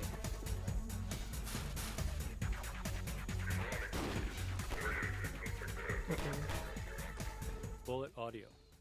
If there's one thing we're sure of, it's that a lot of bullets will fly past a player throughout the game. So we spent a bunch of time trying to perfect the audio treatment for it. Unfortunately, bullets in the game are essentially instantaneous, so we can't just attach a sound to them and rely on the movement for positioning. So after some experimentation, we landed on this solution. By figuring out the closest point on the bullet's trajectory to the player's ear, we calculate the exact time and position the bullet would conceptually pass them. We then play two different sounds at that point to fake a Doppler effect, one for the bullet's approach and one for its departure. And we delay the departure sound based on the calculated time the bullet passed by. Wow.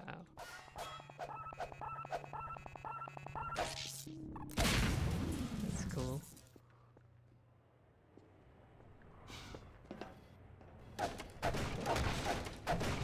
Audio caching. Another problem we Wait. ran into. Why is there no captions?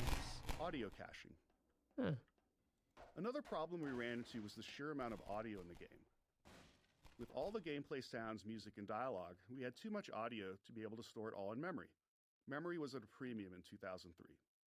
But as you can imagine, we need to be able to play sounds immediately, especially if they're gameplay related. So we built an audio cache, which stored only the first 125 milliseconds of every audio file and kept that in memory. That 125 millisecond time was our best guess for how long it would take us to be able to stream an audio file in from disk. Then, whenever a sound was played in-game, we'd play the start of it from our audio cache while simultaneously kicking off a load of the full audio file from disk. By the time our cache start ended, we'd have the file loaded and could continue playing the rest of the sound. There were some other minor features, like keeping recent sounds fully in memory so that high-traffic ones didn't need to be loaded constantly. In today's engines, all kinds of assets, beyond just sounds, typically use the same kind of strategy. Yeah, I guess it's some sort of LRU cache, least recently used cache. So the ones that are recently used are kept in higher priority.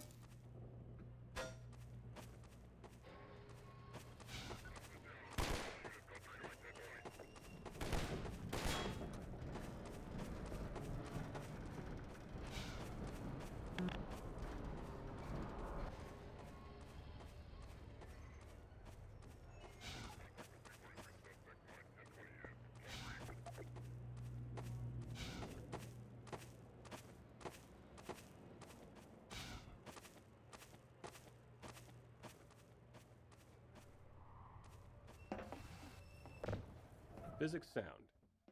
Getting physics to feel right for the player meant that the sounds produced by physics had to sound right too. As humans, we're all used to how objects and materials sound during various interactions, even if it's not something we actively notice. While we knew we couldn't account for everything, we wanted to focus on the details that contributed most to making our physics sound realistic. We started with per-object sounds for collisions and impacts. This allowed an object like a wooden crate to have custom sounds when it collided with other objects or classes of objects. Next, we began dynamically modifying these sounds based on the characteristics of the physical event, such as the masses involved and the force of the collision. This worked great for collisions, but didn't hold up in other interactions like objects scraping against each other. In reality, a wooden crate makes a different sound when it scrapes against a wall versus when it's thrown against that same wall. Let me tell you, nobody has done more research on the nuances of a wooden crate's physical properties than us. To get what we wanted out of these interactions, we implemented per-material collision sounds, metal against wood, metal against metal, and so on. You're going into the These sounds were channel also tunnel? dynamically Alright, modified based on yeah. details, like See you. material hardness Hope you or type of have metal. a safe travel home. Getting this system to sound and right required see you countless tomorrow. small tweaks, which we Or could only see you identify later, once it was I running. guess. We Thank also you for coming experimented by. with custom sounds for rolling objects, but ultimately cut the feature because we weren't happy with the results.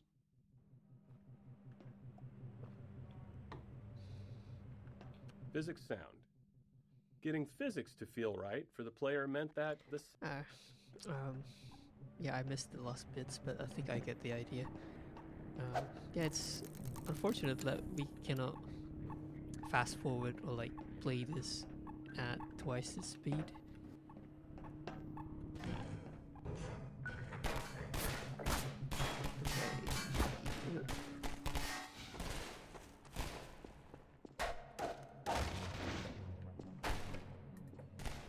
Automating DSP.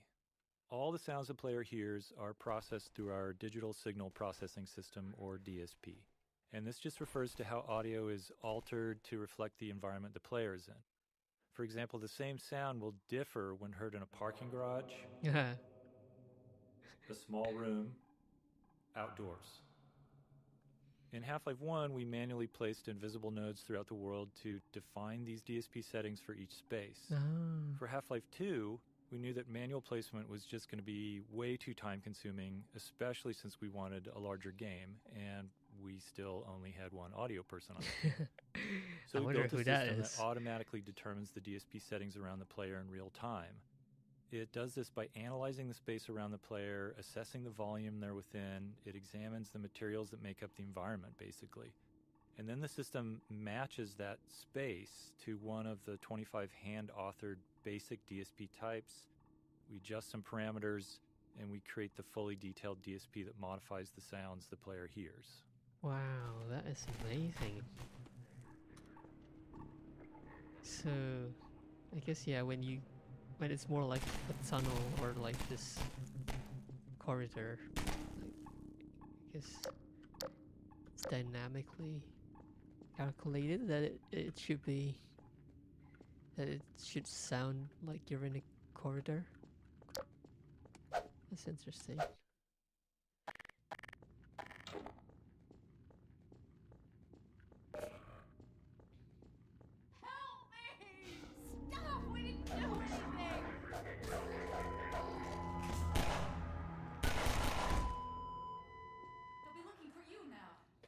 You'd better run. There's nothing else you can do here. MetroCop scene. This is another scene designed to make it clear that the MetroCops are the bad guys, except this time the player has a weapon and can finally do something about it. That something comes out of the barrel of a gun. We knew we needed the player to feel righteous, and this moment was part of creating that. The MetroCops are still human, unlike the rest of the Combine in the game, so we felt like we had to go the extra mile in making sure the player's actions felt like justice and not just wrath.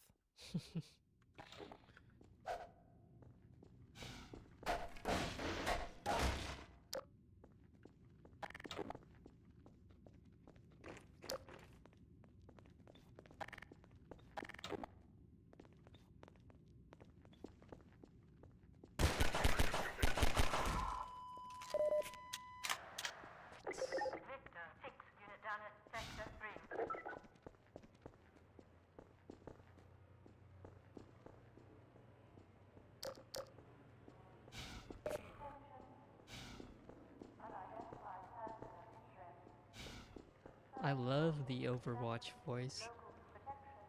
Civil Protection Team.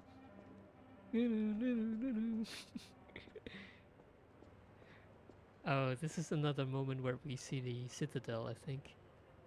Right, yeah. There's this.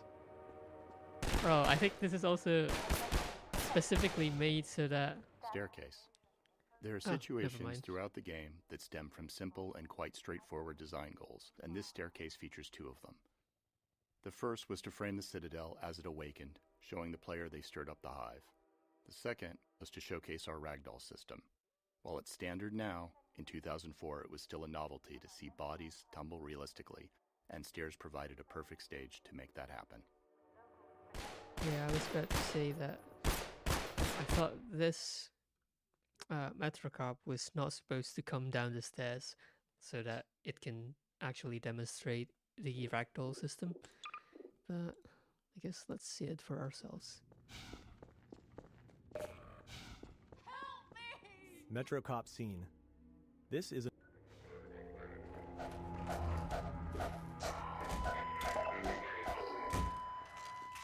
They'll be looking for you now. You better run. There's nothing else I can do here.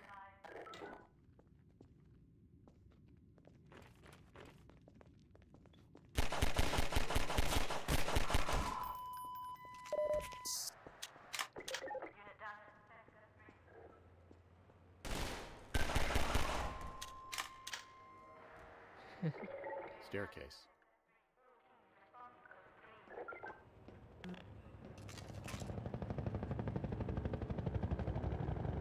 Oh, you stirred up the hive. City 17 awakens. The early train station section was designed to make the city feel indifferent toward the player, as if Gordon is just another nameless, faceless citizen, ripe for subjugation. But during the tenement raid and rooftop chase, the city identifies the player as an anomaly and starts to stir. Now, with the player as the aggressor, the city fully turns its attention on them. The Overwatch PA system, first heard during the raid, played a key role in delivering this message. If players listen closely, there's a lot of information about the city's awareness. Even when players didn't pay attention, though, the audio treatment still conveyed the emotional message we were aiming for. Yeah, someone actually decoded, well, not decoded, just played through, well, show you all the dialogues from the Overwatch and also the Metro Cops, and like showcasing the timeline of events from the point where Gordon arrived at City 17. It's interesting to watch. It's on YouTube if you look for it. Explosive barrels. Here we introduce explosive barrels, a staple of first-person shooters, but with a new twist. The second pistol shot sets the barrel on fire, starting a timed detonation. A third shot will detonate the barrel immediately. This way players could either delay the explosion or trigger it right away depending on the situation. Players may want to feed an explosive barrel to a barnacle and then shoot it twice as a handy way to safely dispatch a cluster of them. The delayed explosion also made for more interesting chain reactions between multiple barrels. Exploding barrels were a fan favorite in the series, but also were internally favored by level designers who often felt like the game could never have enough of them.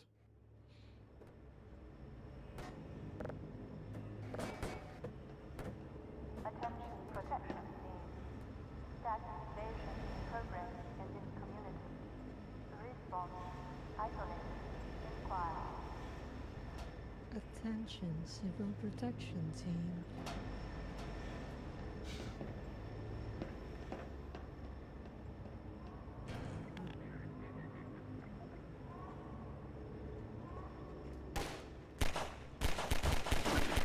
Holy. I don't think I've ever noticed that. I didn't know they would shoot a flare. That's interesting.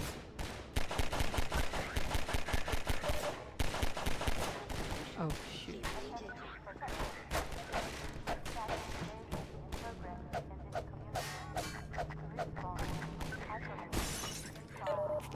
Lambda caches. Technically, the first Lambda cache is at Kleiner's lab, but this is the first one the player finds on their own. We added Lambda caches to encourage exploration and to hint players where hidden resources could be found, with a fiction being that they were being placed by the Resistance as part of their underground rebellion. In Half-Life, the contents of supply crates were predetermined by the level design. In Shell 2, we introduced adaptive item crates that give the player whatever they are low on at the time, based on resource targets set by the level designer. So that's interesting. So it's actually dynamic, but I guess with some constraints set by the level designer. Although, talking about these Lambda caches specifically, I don't think... I feel like this is too obvious. Like, if you use this all throughout City 17, wouldn't it make it easy for the Combine to find where Kleiner's lab is? Scanners. Scanners presented a tricky game design challenge. While we liked how their dystopian presence helped convey the Combine occupation as an oppressive surveillance state, we didn't actually want them to shoot at the player. We found that aiming into the sky to hit a small mobile enemy with a constant height advantage was something we couldn't make fun.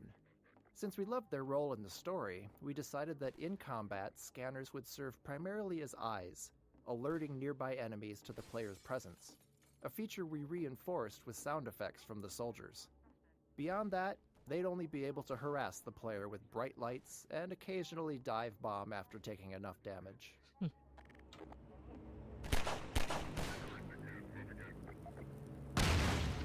Overwatch. During development, we generated the Overwatch voice using a free text-to-speech tool. Ah. But as we neared shipping, we realized we didn't actually have the rights to use it, so we held auditions with voice actors to find someone who could match the qualities we liked in the generated lines. Didn't take long before we found Ellen McLean, whose delivery was exactly what we were looking for. In her sessions, we played the generated lines for her to mimic, though in her own style.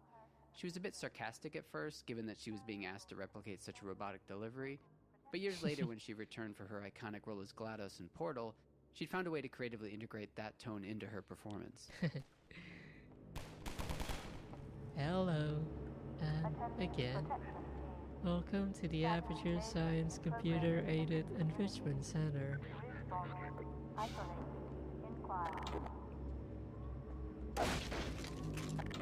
Pistol design.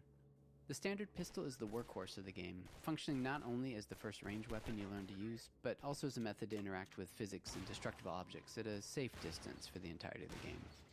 To help make it feel more responsive and fun to use, the pistol employs a refire mechanic that's unique to it in the game.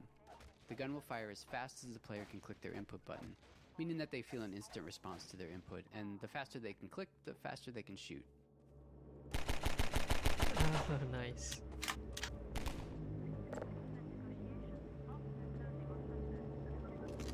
I never noticed that.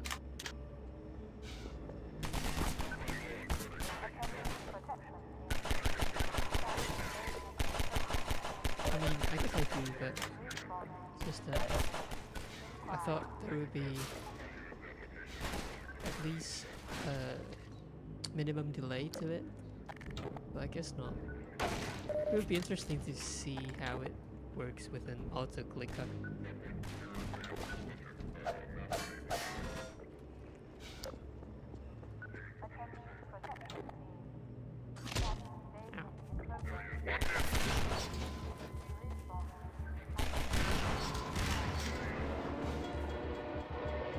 Oh yeah, I love this soundtrack.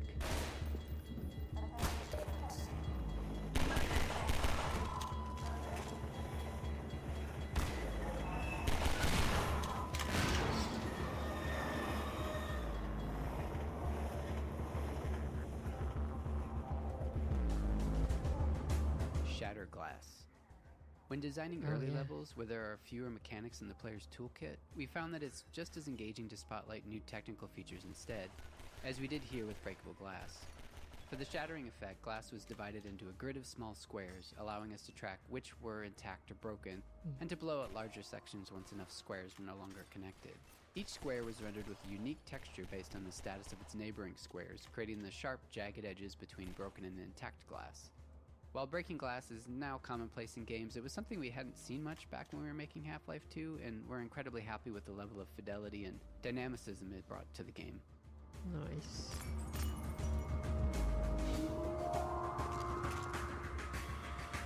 Ready for it? Yeah.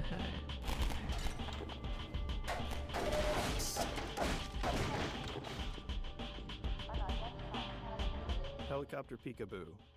The Combine attack helicopter as central antagonist was something we wanted to develop throughout the entire chapter. The relentless chopper became a character in its own right. Here, if you listen and look overhead, you can hear its engine and see it flying along the train tracks and into the distance. This first glimpse is a small piece of foreshadowing, with its presence becoming more pronounced over time, until eventually you're squaring off against it.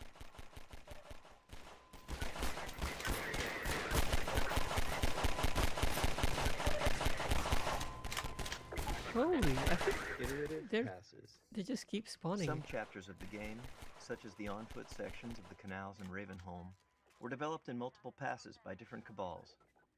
We found that handing off maps in this way led to greater variety in the experience, and a higher density of interesting moments, as each cabal added their unique touches to the maps.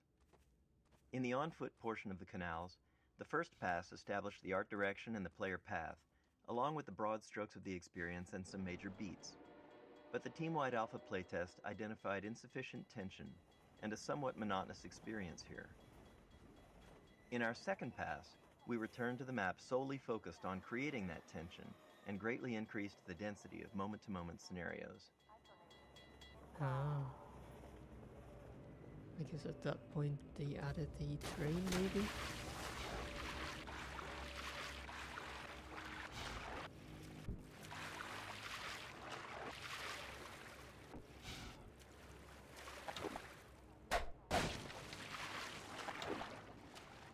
Water shader. The most complex shader we made for the game was the water shader, which made full use of the newly available programmable graphics cards. When water was present, the scene was rendered 3 times. First, the underwater world for refraction, second, a reflected view, and third, the parts above the water. When rendering the water surface, we blended the refractive and reflective views, showing more reflection at glancing angles using the Fresnel equation. We also tracked the ground depth below the water's surface, making it more transparent and less refractive in shallow areas. Additionally, we had to create 2 alternate water rendering techniques for lower-end graphics cards. Mid-range cards displayed a lower detail reflection without refraction or transparency, while low-end cards only rendered a partially transparent surface. That's interesting. I wonder if they still keep it the low fidelity version around.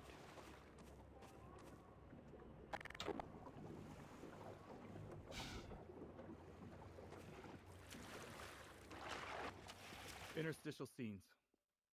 As playtesting progressed, we often found areas where players lost track of their goal, which isn't uncommon in a game like Half-Life.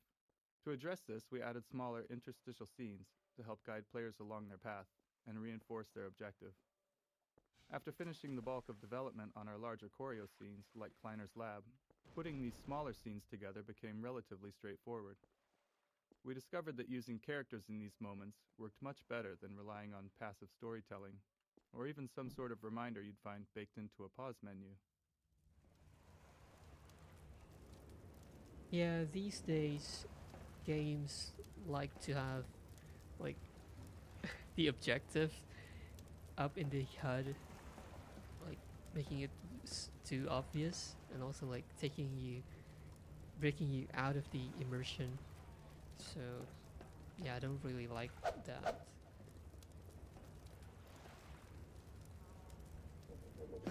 Good God. Guess those sirens are for you, huh? Good thing you found us. You're not the first to come through here by... This is the Freeman. The Combine's reckoning has come. Look, we're just a lookout for the Underground Railroad. Main station's right around the corner. They'll get you started on the right foot. Meanwhile, let my Vortigaunt friend here give you a jolt to get you going.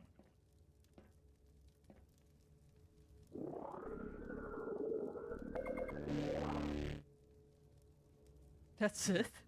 We really can't afford to get noticed. Civil protection catches you down here, it's bad news for the whole railroad. We serve the same mystery. Report counter behavior. Get out of here. To a civil protection team immediately. I think if you manage to catch a glimpse of the TV, you'll see the G-Man right there. Boxcar Bill. This small scene originally featured 2 human characters, but later in development, we replaced one with a Vortigaunt. We wanted to show that Vortigaunts were coexisting with humans and resisting the Combine as well. We also introduced their ability to heal the player, although we didn't fully capitalize on that feature throughout the game. Vortigaunts became a useful narrative tool for keeping dialogue brief, as their hive mind justified their full knowledge of the world and the player's goals. This meant they never had to ask questions, neatly sidestepping the challenge of writing dialogue for a silent protagonist.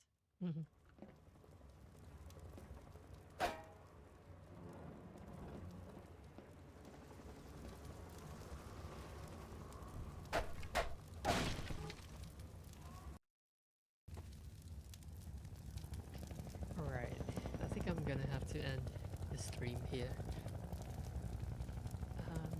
It's been 2.5 hours. Maybe I'll just start this one right here. And Particles. For the Source engine, we invested in expanding particle and special effects technology. This allowed for more realistic and complex particle movement, as well as more intricate shapes and shader effects.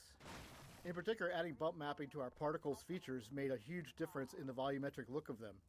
While later iterations of the Source engine include a powerful particle system editor, the original version used in Half-Life 2 relied on handcrafted effects, each requiring a programmer to meticulously build the effect manually which was a pretty labor-intensive process.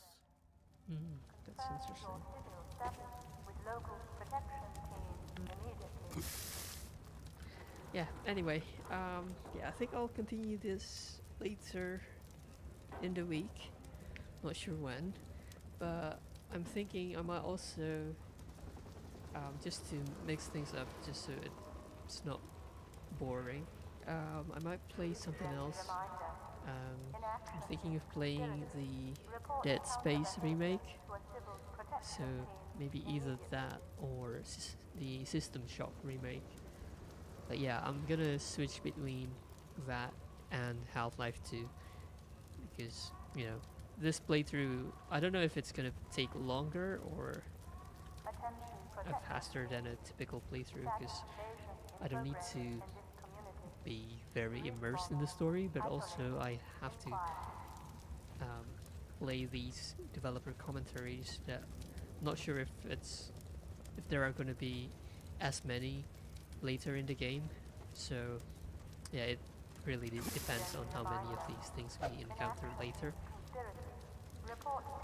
So yeah, I think I'm gonna leave it here, and thank you for joining me on this stream, and if you're watching later on YouTube maybe, thank you for watching, and I will see you next time.